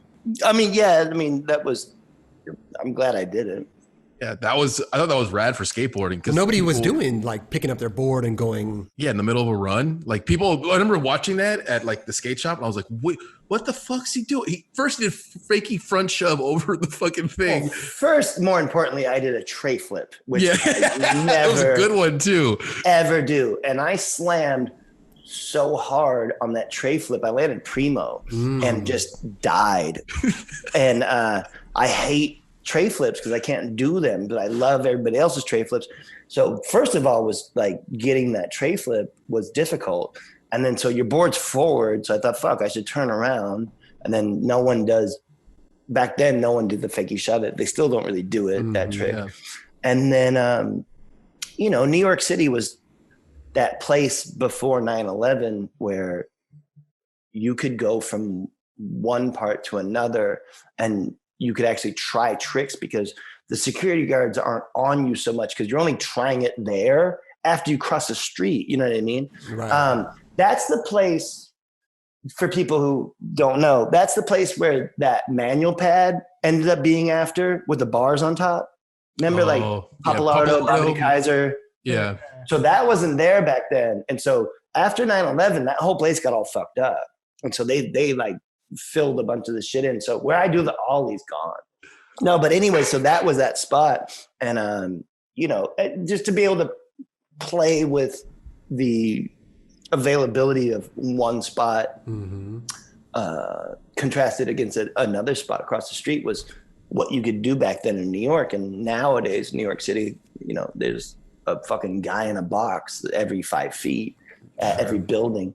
I was talking to Nakel about that a couple weeks ago, and just talking about how whatever's going on right now is going to affect the future modern day and how this all is going to work and security and whatnot. And I said, look, like, just so you know, Knock, you've never skated in New York pre 9/11. It's a whole different experience. So 9/11 happened and the world changed. It did. It changed in a huge way. And young people don't know because they just weren't there for it. And so skating in New York nowadays is a very, very different experience. You know what I'm saying? Sure. Yeah. Yeah. Speaking of Nakel and like your whole squad over there, got Louis Lopez on. Amazing. Dude. Really? So stoked on that. You didn't know? You guys God. You wow. Gee. You telling me Louis Lopez Louis Lopez is pro for you guys. I don't know what to say. Breaking news. Jeez, I gotta put the mask back on. Look at that. Ooh. Man, I don't even. No, Louis great. Dude, Louis he's the best. fucking epic. So good. Yeah, no, I trip out. And the thing about Louis Lopez, above and beyond his skateboarding, he's a genuine article. Like, the kid is, you know what I mean? He's a class act. Capiche. Like, he's so epic. He's such a good dude. And no, I'm blown away of the team we have now. Oh my God, really you guys crazy. are really built. Who's next? Anybody? Who we got some? Tony fucking Hawk. Tony Hawk's gonna be on FA. I want Tony Hawk and Gons, man. Fuck You it. heard it here first, folks, man. Tony Hawk and fucking Gons. Wow. Power moves. Could you imagine if Tony Hawk skated for fucking awesome? That would be. I mean, incredible. motherfucker got on Vans. I know. This dude has had a weirder shoe career than me. He gets on Vans. When I'm off, it's time for fucking Mr. Hawk to ride for FA already, you know? Dude, that would be sick. Could you imagine? It'd be amazing. Wait, do you have a flow team or anything like that? Or Yeah. who are some kids that you give boards to? You don't know. They're grimy. What about pretty was it Reef? Is that his name? Yeah. You flow that kid? He's sick, dude. He came with that part. I haven't heard from him in a bit, but like, yeah, we backed that kid. Like, he did a good job and whatnot. But, you know, there's the flow and there's the main team or whatever. But no, and the shop, having the store definitely added to these kids that came around with a certain degree of excitement. And, you know, they're young dudes. And so we flow them and they, you know, do their thing and whatnot. But you know, as far as it goes, you know, especially right now, I'm not thinking about, who's next? Like, Well, obviously you are. Tony Hawk and Gons. Like, yeah. Fingers crossed. No, but you know, and all of these kids are great kids, but I have enough to deal with. Dealing with them is enough. Like, Nakel's fine. They're all fine, but some more than others need a certain amount of attention. Right. It's actually funny. I'm one person. So I can only talk to so many moms, you know. Oh, God. But I love it. Like, I'm like blood with these kids. You know what I mean? Like, I've known Sean Pablo since he's 9 years old. Like, Isn't that amazing? it is. It's fucking crazy. Now they're like these super entities in the world. So it's great. And I can't believe we're able to put out such good skateboarding still. It's pretty insane. I mean, you got Elijah. The team is heavy. I don't think so. I don't think so. I think it's articulate, but it's each individual so different, so that no one is too much like anyone else. Like KB's not like Knock really. And then, you know, like Sean isn't necessarily like Sage. Sage ain't like Louis. Louis's not really like Burl, but you know what I mean? Right. They all have this certain thing about each of them. Exactly. Yeah. And that's the thing where it's like, I don't look at it as 20 some odd people between hockey and FA. I think about it as like, that's Donnie or that's John Fitzgerald. Yeah, sure. That's Ben Cato. That's, you know what I mean? So it not luckily, but you know, through their hard work and dedication, they've become who they are. And it's all very individualistic. Like I think about like World Industries and Blind and all that shit. You wouldn't think, oh, it's all stacked. No one would ever thought of that. You want, like, you know, you got Day One and Shiloh on the same team and Kareem and like that's where I'm lucky where it has that impact of variety. Sure. And yeah. So I don't ever look at it like that. And I'm not looking for anyone really because, you know, especially now with shit going on. Would you ever put a vert guy on? I mean, what's a vert? Like if Jimmy Wilkins came to you and wanted to ride for FA, would you put him on? I think Jimmy Wilkins wants to be on what he wants to be on. And I think Jimmy Wilkins frontside ollie can live with Tony or whoever he rides for. You know what I mean? I think it's a different thing. Like I love Danny Way. You know what I mean? Like I love him. I love Guy Mariano. But I think it's like they have their places. You know what I mean? So yeah. But Gons and Tony Hawk, they're going to ride fast. We see a Tony Hawk keyboard. What's that? A Tony Hawk keyboard. Oh my God. Marcus, that's pretty good. That's pretty funny. Hockey. So let me ask you guys a question. So what is this the future of your interviews as far as it goes? Do you think that you're going to do new ones outside of people who've been on the show before, like myself? Yeah, I think there's.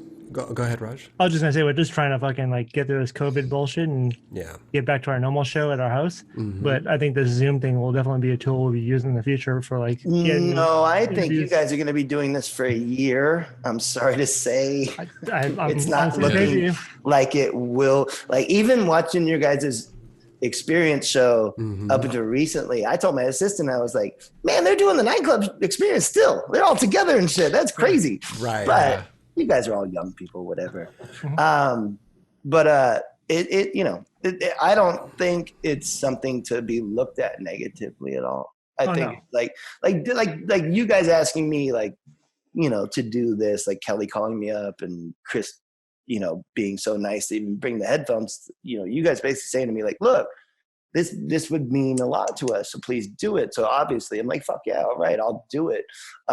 Just for anyone to have any kind of entertainment outside of whatever the fuck they have going on right now, which is filled with anxiety or fucking whatever, it's nice. And I look at the company in general that I make, FA, as the same kind of principles. Like no matter how you find us or you get it, hopefully it's some sort of entertainment that placates you for now. And I think that's all we can do. You know what I mean? Like, right.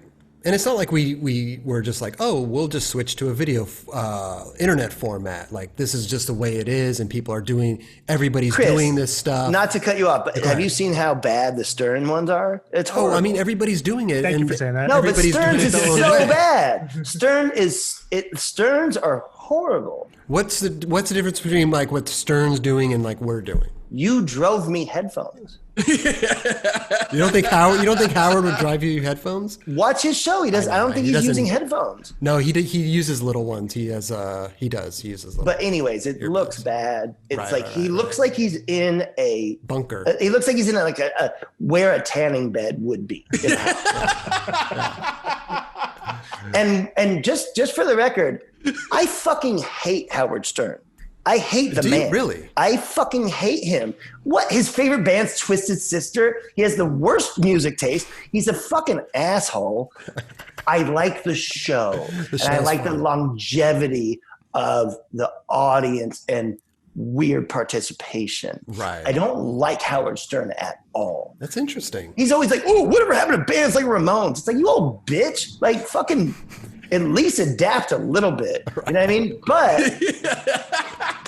I mean, he is 60-something years old. Whatever. So am I. But anywho, you know. Oh, go ahead. Sorry. No, tell me. Oh, I was just going to say, I mean, just as far as us doing this show like this, you know, I think like what Roger was saying, we can incorporate this into, you know, let's catch up with somebody who doesn't come to the States often. You know, it's like Javier Sarmiento. He probably hasn't been to the States in 15 years. And he probably won't be here for another 15 years. He probably landed like 25 tricks this week that no one's ever done. Exactly. So there's opportunities like that. That's we definitely see a need for, you know. I think Mark Gonzalez would do the show like this more than he would do the show in person. You think so? Well, I know so.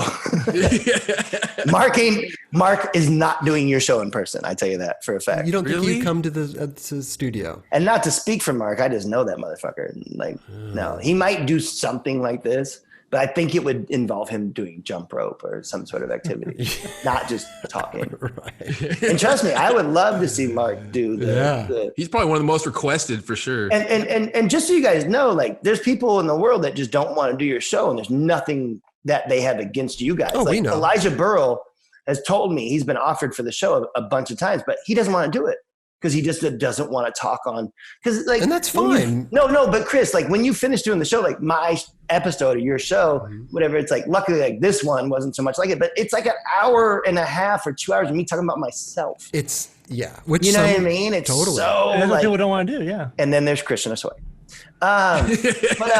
You should have seen me out there. But no, it's that thing of like, I get it. Like when Burl's like, dude, those guys are cool, but I don't want to do it because it freaks me out. Oh, and like, we get that too. Oh yeah. You know what? Kevin Bradley was so poised to do your show, and the kibitz room got in the way. Oh, the kibitz. No, he's called us up. He's called us up and like, hey, can I come on the show? We're like, okay, tonight. And he's like, okay, cool. And then later on, he's like, oh, I can't. And then I look at his Instagram and he's like partying, you know, it's amazing. But we understand that and we get it. I'm not a talker. I don't want to talk about myself. I probably wouldn't do my own show. No, but I'm just saying it's interesting to think about that aspect of something like you guys have your show, you have the 9 Club and you have the experience and to think about the aspect of like the people who don't want to do it because they don't want to look dumb or whatever or talk about themselves. Oh yeah, and I get that totally. Well, how did you feel after your episode came out? Did you get a lot of response from it? I threw up, I cried, I took a shower all at once, and I'm like kind of still recovering. I've had 39 months of therapy, and my therapist thinks I'm doing better since. So it was a good experience. The 9 Club good experience. See, you need to do that. The 9 Club good experience. That's where you just donate all your chats like firemen. Firemen. No, but it was rad. People loved your episode, man. We got a lot of feedback from that. A lot of people were super stoked on it. Feedback. Well, you know what I mean? I mean, like, comments, people email us, people DM us. Like, they're not just like commenting on the video. Like, they take their time. Damn, it still sounds sexual. I'm not used to it. People take their time to like send us emails. Really? You know, it's amazing. Yeah. Tell me more. Whatever happened to that mug we were supposed to do? Wasn't there a mug that was supposed to happen? Yeah, you guys couldn't find a place that had that baby blue I wanted to do. Oh, that's right. But, you know, I think that right now a lot of the mug makers are kind of not doing good. So we should try to zoom. Like a car commercial? Right, it's like a Mitsubishi commercial or something. Something like that. Yeah. I stole that from Tim Heidecker and Doug Pound and Vic Berger. They do that on their show. Zoom. Office hours? Yes, it's great. Everyone should watch and everyone should become a Patreon of Tim Heidecker and the 9 Club. Boom. Thank you. Who's next to interview at home? Let's figure it out. Let's think about who would I want? Who would Dill want? You want Christian? Not just yet. Who'd be your number one choice? I'd almost want to see someone that you've never talked to before, but I also maybe want to see you talk to someone you have talked to before. But who in skateboarding would be the one person that I would really dig it? I think Nakel would get, I think of course Steve's so fucking funny. Yeah. But I think Nakel would give you guys this show like I'm doing it on a bigger scale. He has anime going on this wall. He has music. He has so much shit going on that I think you want the young people. You get that Nakel Smith on the show. Kyle, yeah. Who else? I wonder who else would be. Of course, someone like Neil Blender, but he would never do it. What about Abe? Good luck. I'd love to see him on the show, man. I don't think Abe would just be like. I think you'd do it. Yeah. Me and Kelly know Abe for years. I mean, of course, but you still ain't gonna get him to fucking plug some headphones in and get on some zoom. That's our new theme song, by the way. Thank you so much for that. I don't know. We might have to pay royalties, but yeah, maybe a little bit to Mitsubishi. Right, but no, I think for the most part, you know what, Ray Barbie. Here's the thing. Right now, yeah. The world needs Ray Barbie. I love that. And I would love to see Ray Barbie talk and smile and play some guitar and just kick it at you guys. Cause like, I'm just a ball of anxiety that just, reflects myself on the world and everything that makes me mad about the world. He would be a person that would like tell you shit's going to be okay. It's like, it'd be like having like fucking Jack Johnson on the show or some shit. Yeah. Well, let me ask you a question. Do you want to see people on this type of show who have never been on our regular show? Because this is a different show. We're not going over the history and how you started skating and the person. I have my shirt off. You're comfortable. But what I'm saying is, would you love to see people who haven't been on the show on this type of show? Yeah, so long as I was a fan of them. Yeah. Okay. No, but no. Like no, but no. That's gonna be on my gravestone. No, but no. Let's start reaching out. Even outside of skateboarding. I mean, Casey Affleck comes into the FA store. He buys stuff for his kids. Maybe get that Ben Affleck. He's not a kook. Ben Affleck. No, but let's see what Muska's doing. What's Muska doing in quarantine? He's got 14 pugs. About fucking 10 fucking boom boxes running at the same time. Some stone statues going. Yeah, pouring concrete. Yeah. Wait, who's pouring concrete? Muska? Muska is making concrete statues. Oh, I thought you meant he was like making a skate park instead of his lot. No. Just make a skate park, dog. Chilling. So do you guys know that there's a new Tony Hawk pro skateboarder coming out in 2020? Heard about that. What? Sean's in it. Oh, sick.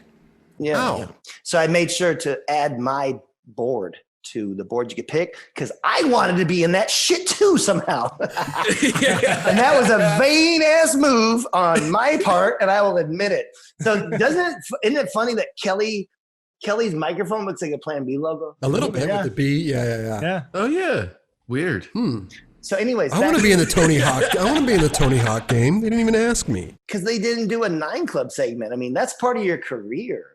It should be in the career thing, like you do the 9 Club on the Tony Hawk game. Yes. But it is a trip. Like when Tony Hawk came out, I lived on Canal Street in New York, and I didn't live with anybody that skateboarded at all. Like they were non-skateboarders that were my friends. And when they brought the game home, because they had the system and shit, I said, hey, I know a couple of guys in this game. I could probably get like a code for the extras and shit. So I called Jamie Thomas on my first cell phone. And I'm like, dude, I'm here with my friends and they want to know the codes, how to become like Spider-Man and shit or whatever. And so he gave us all these codes. It was pretty cool. Pre 9/11. Wow. Jamie Thomas has the codes. He did. I can't believe that he had Jamie's phone number. Well, back then when you have your first phone, you basically have like your mom and your girlfriend, and the rest of it is just pro skateboarders that you Matt who also have phones. Like there's more people that have phones before me, and so they already had them. So that would be a one Jamie Thomas. But that was very interesting, and I think it's interesting now that Tony Hawk's putting out another game. I think it's really cool. I think the skate games were great.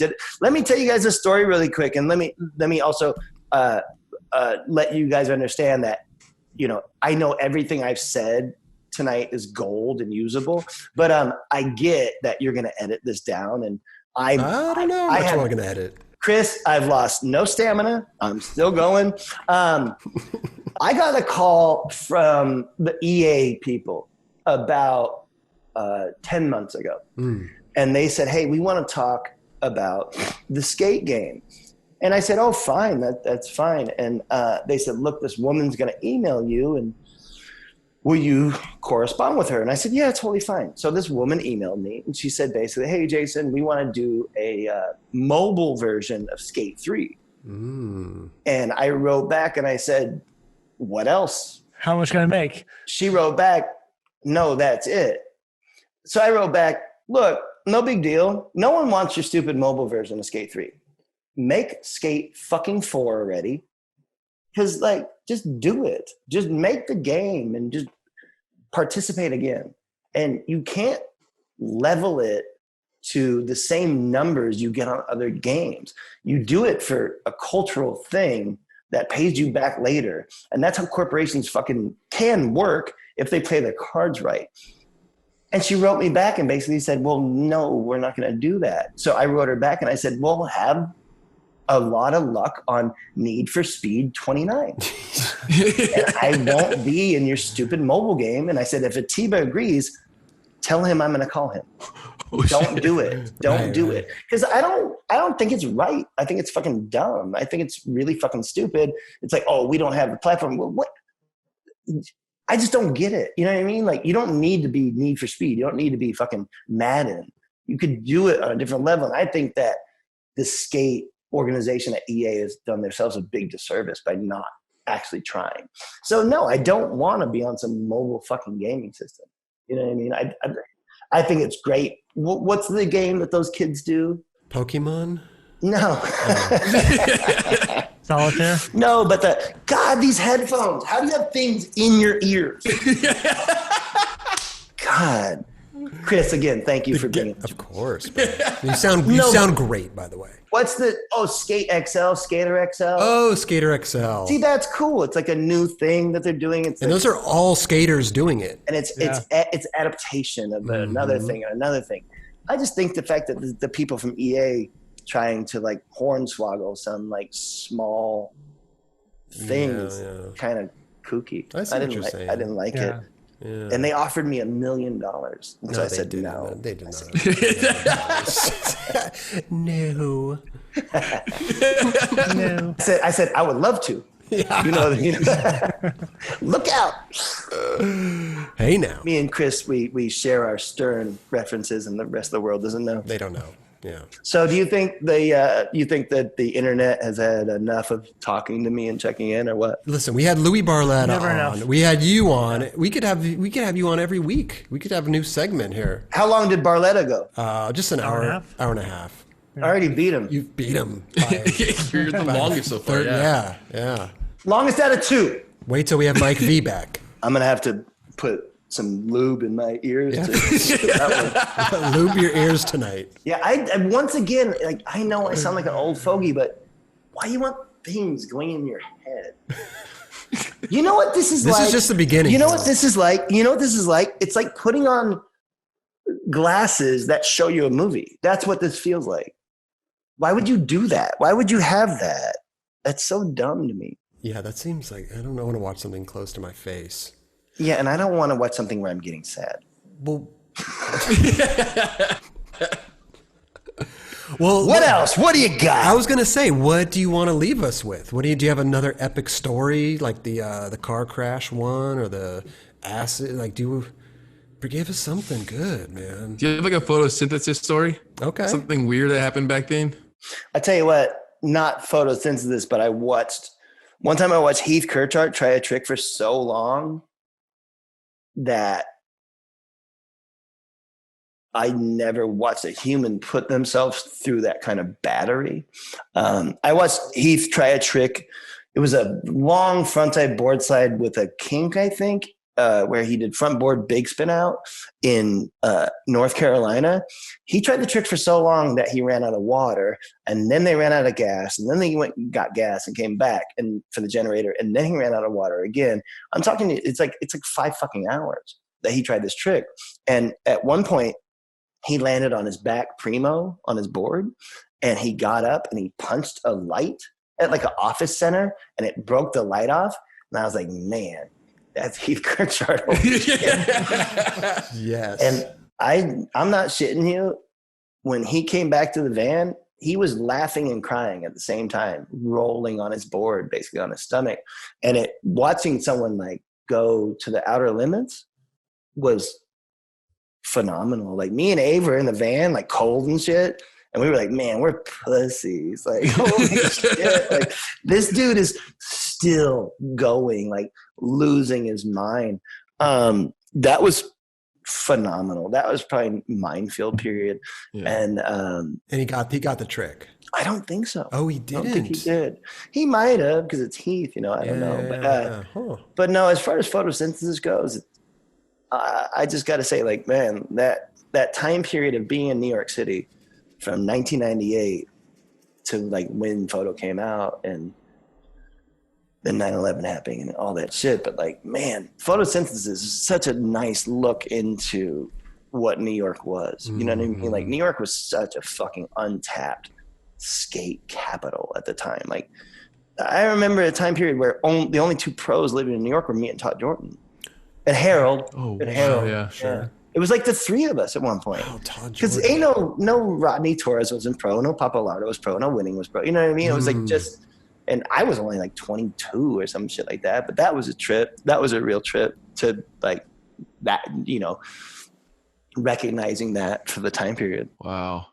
Damn. What year was that? 98, 99. 98, 99. Wow. Because photo came out in 2000. So almost none of the footage was actually 2000. Sorry, I just gave you a weird burp / comment. None of the footage was from 2000. I don't think so. Yeah, I was telling you that I saw Chris Carter in Tampa. And again, he was so pleased to see you, and he was so pleased to meet you. He watches the show sometimes if he likes who's on it or whatever. Yeah. But he brought it up to me. He was like, dude, did you see your boy Jerron talking about you at ASU? I was like, man, I was like, Carter, I was so stoked, man. That was so cool. But yeah, rad. Kelly, Chris was very happy to meet you, and he was happy with what you said to him and whatnot. And I was surprised he was even at the fucking Tampa contest. I was like, what are you doing at the Tampa contest? Because he didn't tell me. Yeah, I was so thrown off. I was not expecting just to walk up, and he was just like, hey. I was like, holy shit. And like also like he doesn't act like normal people. He is right up front. Hey, motherfucker. He'll just, hey, what the fuck's up with this? And he'll just shoot shit at you. And like, wow.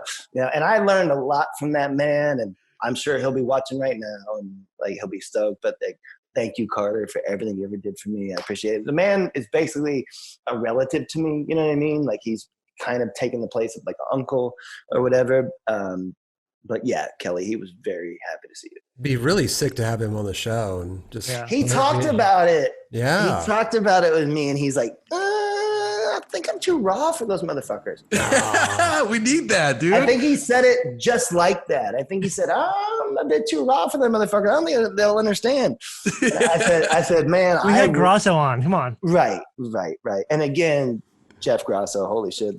I've known that man. I known that man since I was like 12 years old. And when I was a little kid, I would go to John Lucero's house in Huntington Beach, Westminster. And it would be John Lucero, it would be Jeff Grasso, me, Gino Iannucci. Crazy. Epic crew. Yeah. Wow. Yeah. Ricky Barnes would be there. Mike Archimedes sometimes would be there. Or just all these different, Mofo was there once. All these different people. And I remember the one thing about Grasso was Grasso would come up to me at a very young age. I was like smoking weed or whatever. And Grasso would grab me by my shoulder aggressively. And he'd say, don't be like me. Don't be like any of these people.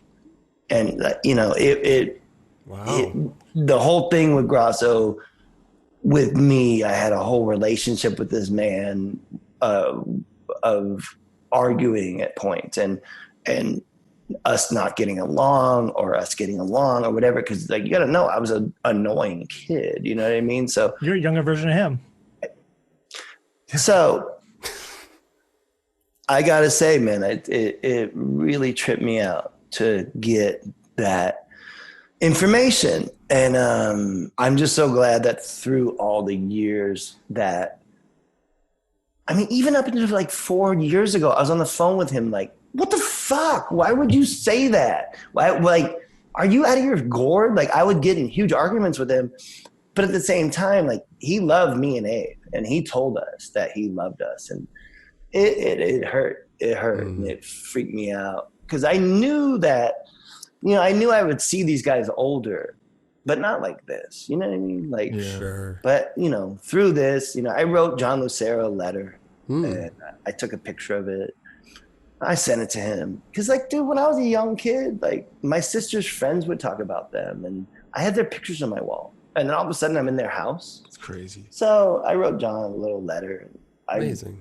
I really feel for John right now in a big way. He lost his best friend. It's crazy. So sudden. Yeah, but for Grasso time, it's not. He might as well have lived 100 years with what he did. You know what I mean? And those guys went through that time of life that was like when the germs were around and whatnot, like the band and the psycho-ness of the 80s and catching Hep C. Like, I've done a ton of drugs. I didn't kept no fucking Hep C. You know what I mean? Like, that's heroin. That sucks. And I'm so glad I never, fell too far into that bullshit, because it's just sad, and it shows you like what it does to people and how it's what can happen to you later from the ailments coming from this thing that you do. But man, Jeff shaving his eyebrows in videos and him lying on his couch, he's like, it's payday. I'm a pro skateboarder. I don't give a fuck. And he jumped in the pool. I was like, yes, yes, please. Can I be that? If I could be that, I'll be okay. And, even someone like Kevin Bradley will take the time to say, hey, this was an important person. And that says so much. It says so much. But yes, Arcadia, California's finest, is no longer with us. But Jeff, as a human, I think out of anyone would say, hey, what the fuck are you going to do? It is what it is. And that's the thing. The man had Alien Workshop tattoos. And me and Carter talked about it recently, and Carter didn't realize. I was like, dude, he loved the workshop. And so Carter didn't even realize that Jeff had these tattoos, and I told Carter. That's really sick. I didn't know that. Yeah, I didn't know that either. He had like the three aliens, right? The spectrum. Yeah, that's called the triad. The spectrum is the one with the colors. Oh yeah.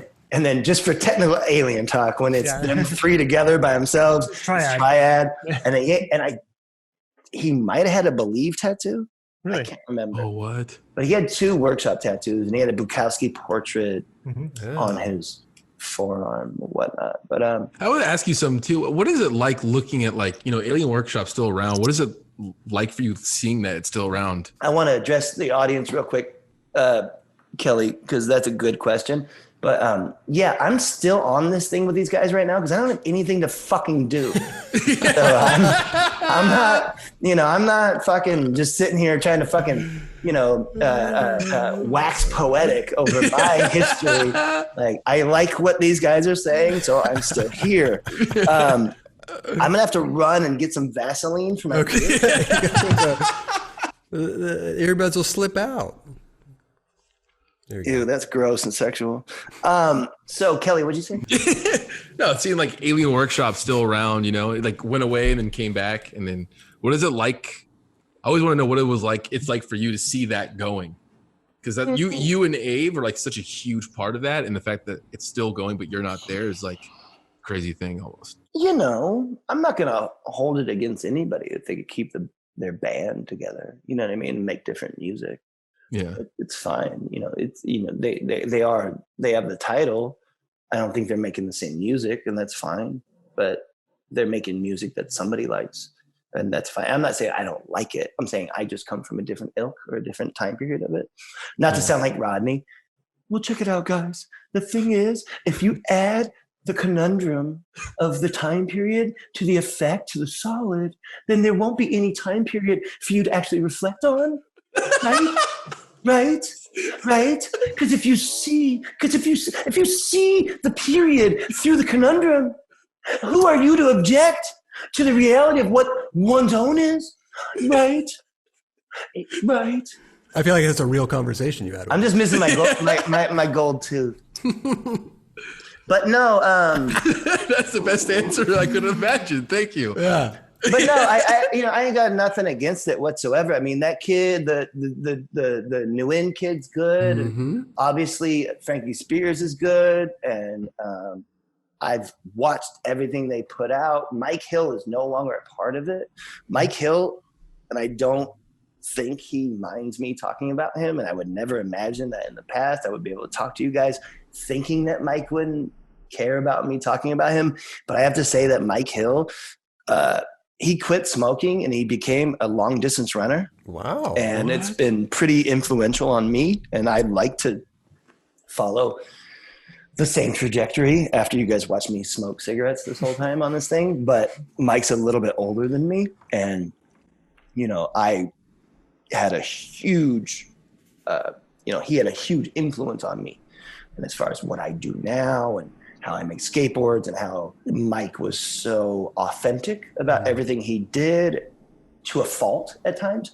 But no, Mike Hill now has nothing to do with it. And Mike Hill is gladly running all over fucking Dayton, Ohio, and the greater Cincinnati area. And he's being super healthy.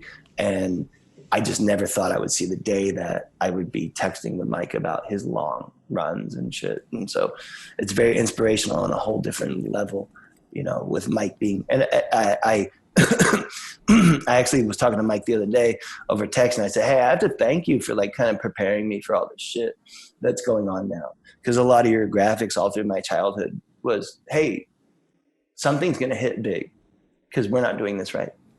And if you're not prepared, then fuck it. But there was a lot of alien workshop in the beginning that was about catastrophe and about impact and global impact, and the powers that be not realizing what the people are worth and all that stuff. And I used to hang those ads on my wall before I rode for Alien. So I texted him the other day, hey, thank you for preparing me. 9/11 was one, but you always prepared me. And he was thankful and whatever. But it's interesting. Times change. And, I'm the one thing that you always wanted to be capable of is change. And I think that's what humans dig into least, and it's problematic. But you look at me, I'm smoking and whatever, you have to change, and I'm trying. But you're taking walks and all that stuff. I mean, fuck, I did fucking, let's see. Okay, so real quick, I didn't know until about 3 weeks ago, I didn't know that the phone recorded your steps. Scout's honor. I didn't know this shit. This is only my third iPhone. Okay. I had. So now you're tracking. We are at just under 10,000 steps and 3.7 miles today. Today? Yeah. Pretty good. I would have never guessed. I'm sorry, but that's me walking down my side stairs and then walking to this small hill right here and then walking back while reading. I just do it over and over again. And then I get sick of it and I come inside and I look at my stats and I'm kind of surprised, holy shit. Should I look at my stats right now? 327 steps. Where do you even find this? Go to the heart. It's in the health. Oh, health. Roger, I thought the health heart was for your phone. If you clicked it, it's the phone would say, I'm sick. I didn't know it was about you. Virus. Yeah, I didn't know it was about you. I swear down. I didn't know it was about my body. Now, mine says I took 4,414 steps today. Is that even right? Good job. Look at you. You did about a mile and a half. Is that a mile and a half? Yeah, because people say 2,000 steps is a mile, but it's really 3,000. Oh, you know what? I had this in the dryer. I had it in the dryer. Get out of here. No, but what's your real number then? No, it said 4,000. Have you been pacing in your house? You know what? When I'm on the phone, I walk around, and then I do walk around my building and stuff. I do take little walks around Chris, I shit you not. Those miles you saw from me today, I only walked the stairs and the outside today for like 35 minutes. The rest is me pacing my house. You pay. This is the longest. This is the longest I've sat down since the last time I flew to Japan. Oh shit! I don't sit very well. How do you sleep? You sleep good? Well, I just drink purple coffee till I fall asleep. Okay, and you wake up. So what's Stephen Christ and Justin Aldridge doing? I don't know. Stephen Christ is probably playing video games right now. Not that I'm let down by this turnout. I just wanted to know what the other members are doing. They're probably Stephen's probably playing video games, and Aldridge is probably like watering a plant right now or something. Is that his real name? Is Steven's name Steven? No, it's Dwayne. Where did he come up with the fucking adage? It's a street name. Oh my God! I'm sorry. Go ahead. I almost fucking cried. I thought his name would be Steven. Steven. I'm not kidding. Somebody else was calling him Steven too. I can't forget who it was. Somebody else was like, "Yeah, Steven." We're like, "Who the fuck's Steven?" He's like, "Yeah, the guy on the show." Stephen Christ. He lives down the street. Stephen Christ. Yes, dude, we got Kelly. We got Kelly so good. Look at him. He's still going. Stephen Christ, dude. The last name's Christ. I barely, dude. I was fucking crying right there. Stephen Christ. Steve. John Cryer. Stephen Christ. I thought that if you get some sort of steez out of the name, you'd have to be named Steven. Steve. It makes sense. Yeah. Makes perfect sense. Steez is. What was Chaz Ortiz's Instagram name? Steez Ortiz. So did Mr. Steven steal that from? I think he's been Steez this way longer than Steez Ortiz. Chaz, I think he had two nicknames, didn't he? Though he's Steven from now on. You should change his Stephen Christ. No, I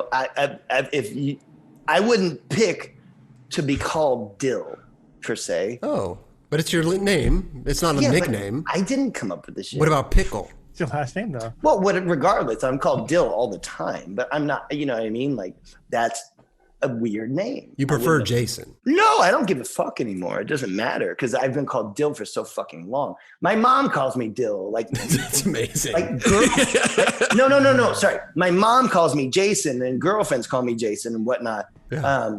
My brother, but the rest of the world, it's Dill. You know what I mean? Which is weird. And I wouldn't have picked it. I'm just talking about nicknames and how they work. Are you good at giving nicknames? Do you see anyone around me? Kelly's fishing for a nickname right now. Yeah, I was looking for a nickname from Dill. Yeah, your name's Forever 21. Dude, I never FaceTime with anybody except for like Bill. And I FaceTime with Kelly because he was talking about me coming on here to do this to you guys. I FaceTime with him, and dude, he answers the phone, and he's at like a fucking like luau in Venice. He's got his chick there. It's like around him and shit. They were drinking, they were partying. It's like, I'll see you later, Dave. I was like, man. I said, I was an HB peer, dude. See, that's the thing. Like, me and Nakel had a long conversation like 3 weeks ago. I said, Nak, imagine being in like a really bad relationship and you were just about to move. Like, you were so close. And then boom, this happened. Like, what would you do? And that's the thing. And that's minuscale compared to like people. Sure, it's happening right now.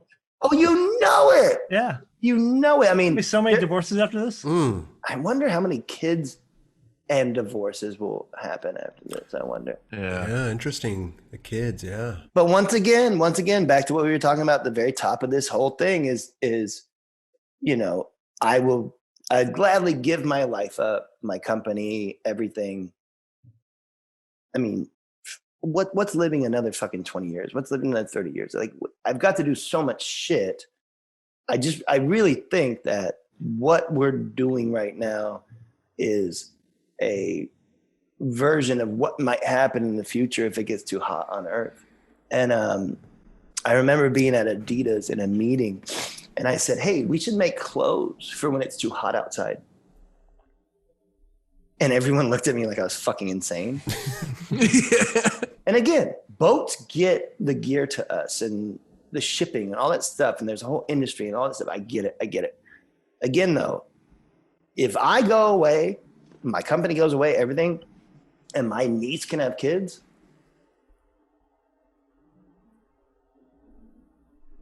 you know what I mean?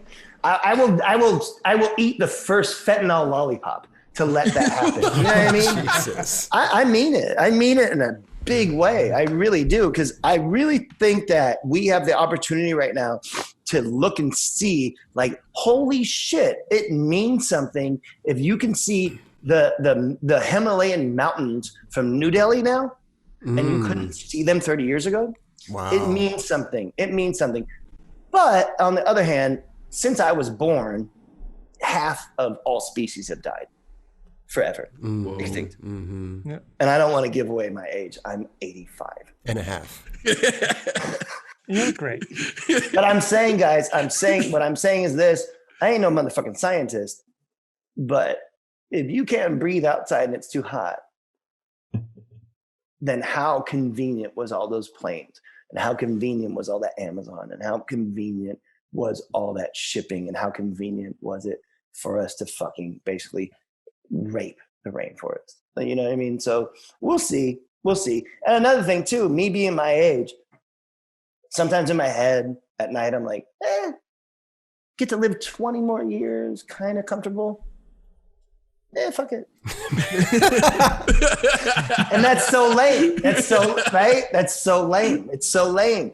But what, you know what? Like, because everyone that's an environmentalist and all these people, everyone's got shit so fucking obscure and everything's so psycho. Like, it's so hard to be hardline on one aspect of humanity, saying fuck it.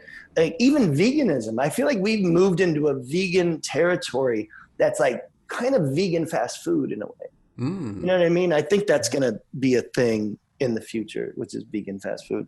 But basically what I'm saying, I don't know a lot, but future people are going to be vegan, and future people are going to do less shit to fuck shit up if there will be future people. And that's one thing. And I have a company that cuts down trees and covers them in paint. You know? Wow. Yeah. All right, so we're going to move into this section of the show. It's called Yesterday's news. No, we already did that, Raj. These are the books that I'm reading. What do you got? Okay. I read Full of Life by John Fonte. It's a very good book. This is a series of short stories called Last Stories, written by William Trevor. I painted on the cover, not painted. I was using it as a paint palette, but whatever. I've been reading Steinbeck. I've been trying to finish all Steinbeck. This is Sweet Thursday. It's very old-timey, a little too white. But anyways, it's good. Man, I tell you what, don't try to read Zodiac Killer walking down the street on a hot day. Oh, jeez. It just doesn't work. It just doesn't work. What do you name things? This is a book called Infinite Jest by David Foster Wallace. And I've attempted to read this book. It's a big one. A good 15 times. And it's so difficult and it's so insane. And to any motherfucker out there, I don't care, you're in college or you're an old motherfucking professor, you think you understood this book, you're full of shit. I need to read this. This is French Exit by my friend Patrick DeWitt. I know this man. Amazing. We got Mark Twain, Trump Abroad. Trump Abroad by Mark Twain. A Tramp Abroad. I've dipped into it, haven't finished it. This is Mike Tyson's book. Oh. Very good. This is James Baldwin, interviews with him. And yeah, basically I got a bunch of books here and I'm lucky that I haven't finished all of them. Is your bookshelf on the floor? Well, I'm doing this show. I wasn't going to be like, So you had it all planned out. You were like, yesterday's news, my books, my shoes. I had to brag to these people that I read because I am so full of myself. I love it, man. Dude, Dill, you're the best. Bud, don't make me send you a Hallmark card. Please. Dear Nine Club, thank you for everything. How's the purple coffee? It's good. A little cold now. Dude, it looks like you've been sipping on that forever and not refilling it. Well, I'm a magical man. How's it that we could just sit here and fucking... I'm saying... We're all in our own homes and we're just talking to each other. I was talking to my friend Hayden that works for FA, and he works in the art department. And it was like a couple of weeks ago, and he said, "What are you doing?" And I said, "I'm watching a Japanese couple order a pizza in Tokyo. And I'm watching everything they do to prepare for it. And I watched them like wipe down the box and like do all this shit." And he goes, "Dude, new age porno." I said, "No, they didn't do it with each other." He goes, "No, I'm just saying, like, I think that things are going to evolve into a different way of watching things." Like you're being a voyeur. Like you're watching their life. Right. So, for every, 2,000 people that are going to be like, "God, this is so fucking dumb. I'm watching Dill with his fucking shirt off and some stupid paintings and then talking about a bunch of bullshit." Well, there's a few people that are going to be like, "This is really cool." Yeah. I think more than a few. I know there's 3 right here that love it. If you do this, are you going to put it up and it has the chat next to it thing or no? No, but we might. I like that you guys are making money off of that, though. That's really cool. Not making money, but you're making money enough to make the show go around. That's really cool. I mean, that was kind of an accident. We didn't. Jim Phoebo, Phoebo, you know who he is? Jim Phoebo. But apparently, everyone in skateboarding right now is doing kind of okay, which is insane. Right. Like, I don't know if it's just, well, of course it is. Like, Chris, you and I talked about it earlier. When you're here, it's people are going to sit in front of their device, whatever it is, and they're going to watch Desperate Housewives or whatever, and then porno, and then, oh, maybe I'll buy something for the Nine Club, and it because they're there. They're already magneted to the thing, so it's interesting. It's super, super interesting. And also, I think buying stuff just makes you feel better.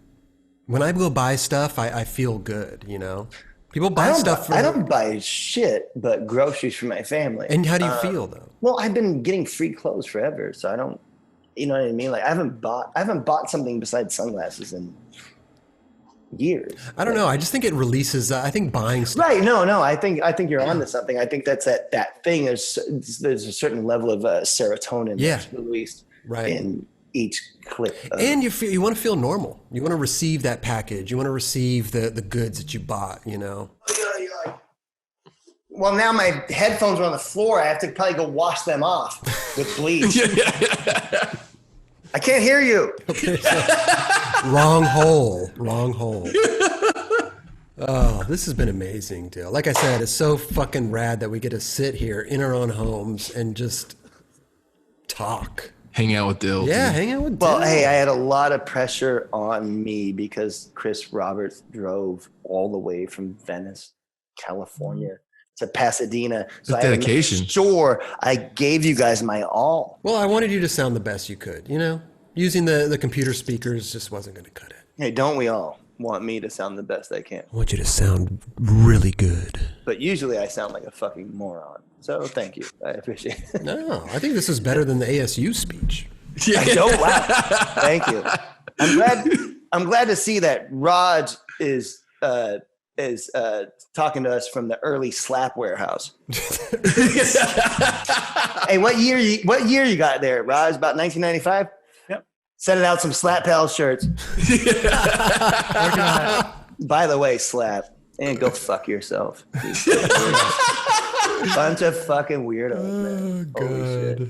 I don't see it. I don't know it. Who knows it? Only they know it. Kelly, how many FA boards do you have on the wall? One? I have one, yeah. Very good. Gino Iannucci. No, what is that one? No, it's I got Dill's. Oh, that's a Dill one. You signed it. It's not yours though. But no, that's just one we came out Wait, with. you took that one from the 9 Club? Hell yeah, I took. See, I was Roger. trying to tell you, he stole that. I was pretty sure he did. That's what. Yep. Kelly, you're my favorite person on this show, but when you steal, I have to address it. Favorite person? I told Roger, like, can I take? He's like, yeah. It says for Kelly on there, so it says for Kelly. That's true. Dill. Okay. Better than 4chan. Better than 4chan. Yeah, by the way, again, I got to get on QAnon in a minute, and I got to go to the pier and Okay, yeah. We don't want to hold put you my from fucking sign up, protesting. man. I got to tell these people I'm a goddamn American. You're going to listen to every fucking word that comes out of my goddamn mouth. You're gonna do it over Zoom, right? Let me ask you guys. Let me ask you guys. What do you think about like these states? Well, fucking obviously, Huntington Beach is Florida, but what do you think about people trying to like speed shit up when they don't know the totality of what this thing is and how it can mutate? Not to scare the fuck out of you guys. No, I think it's fucking ridiculous. But I'm glad. I think that. But they're mad, Chris. They're mad. They need money for their fucking families. Gotta watch HDTV. Gotta vape. That's the problem. Is I'm sure there's a lot of people like right now just going broke. Yeah. I mean, it's a double-edged sword. I'm in huge fear of a huge economic fallout, and the homeless situation in California is psychotic.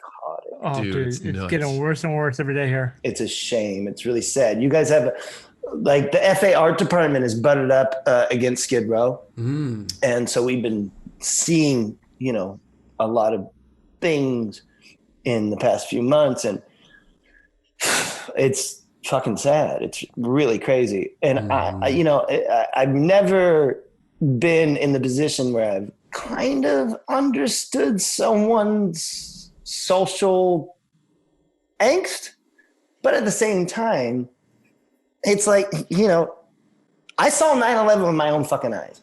Was 9/11 orchestrated by Bush and the Bin Laden family as a government, multi-government thing and done a thing? I used to think so more than now, and I didn't invest too much time into it. But when you see something firsthand with your own eyes, and it's a fucking huge global thing and an event in American history, you tend to think about it a lot, especially when you saw it when you're 22. Right. How's the whole motherfucking world gonna keep a goddamn secret? That, it's all the governments and shit got together. Right. But if you talk to anybody that knows anything from 1980 to fucking now, there's many people that said, if there isn't a pandemic, if there isn't something to offset what we're doing, by 2030, we're fucked. Yeah. Once again, I'm talking a lot of bravado about like, hey, if I don't have a company or if I don't exist on this planet, so be it. But it is that shit. It's that shit. That's where we're at now, where it's, you can't have all this just keep going. Mm-hmm. You just can't. There's no way. It's insane. And for the most part, what I look at it as, I hope that within this, hopefully there's some sort of tangent for racism to be at least quelled, or at least be put down to an extent. And just a whole human understanding of what it's like to live on a planet altogether, regardless if you're in New York or India or Africa or whatever, because you're all dealing with the same fucking thing. I mean, if one dude did something in fucking, China and Tom Hanks swallowed it too. And thankfully that motherfucker didn't die. Imagine he died. Dude. Oh, wow. People would have tripped the fuck out because we're addicted. We're addicted to American culturalism or whatever we are. Whatever we are, we're addicted to. And I'm it. We're it. You're it. I enjoy a late night talk show guy talking bullshit just as anyone else. I enjoy fucking socks right out of the dryer. I enjoy fucking all this first world shit. Like at the ASU talk, I said, every day I wake up and the shower works, I'm fucking blown away. Like I can turn it up and down. It works. A shower is the greatest thing a human can have. It's so invigorating. It makes your brain think differently. And, you know, I'm hopeful that there might be some sort of a globalization of people talking factually about what is possible, but everything might need to slow down for a long time. And if that means that we're older and younger people have it better later, fuck you gonna do, you know? So, but we're stupid and impatient, and we will get back to your protest at Huntington Beach Pier. Protest in Huntington Beach and make sure that we get fucking Postmates from Wiener Schnitzel all times. Make sure we use our Amazon to order giant fucking TVs so we see all the shit we need to. Uh-oh, who's that now? Oh, that's me. I think that's me. He lives in the hood of fucking Pasadena. No. Wait, is that? No, that's someone. That's not me. That's me. That's Chris. Yeah. That was me. Yeah, they're re-invading Whitey Bulger's place right by you. I heard about this, Chris. They're going back in to see if they missed anything. Whitey Bulger. He was caught right down the street from you guys. Yeah, in Marina. That racist old fuck, may he burn in hell.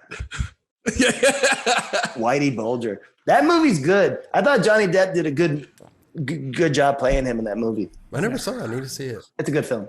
Have you guys ever watched the fucking Marky Mark film? The Mark Wahlberg, the Patriots Day, about the Boston bombings? Yep. It was gnarly. Dude, Roger, how ridiculous is that fucking film? Holy shit. It's like Jerry Bruckheimer made it. It's insane. The explosions and shooting, and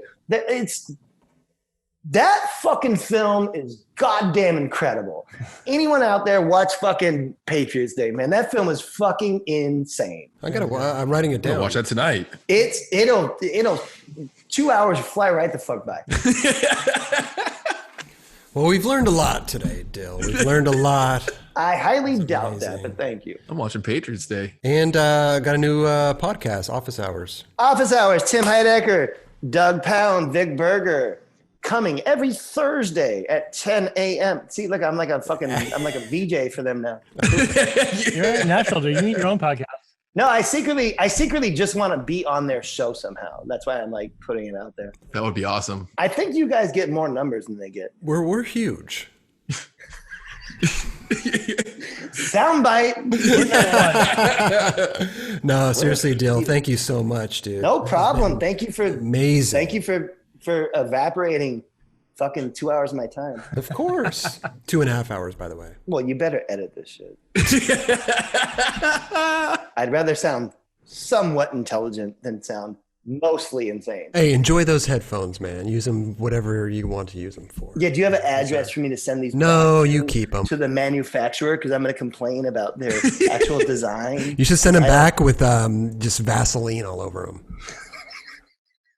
There's something, these aren't working for me. I still have my shirt off, but I stand by it. It's hot. Should we all take our shirts off? No. No.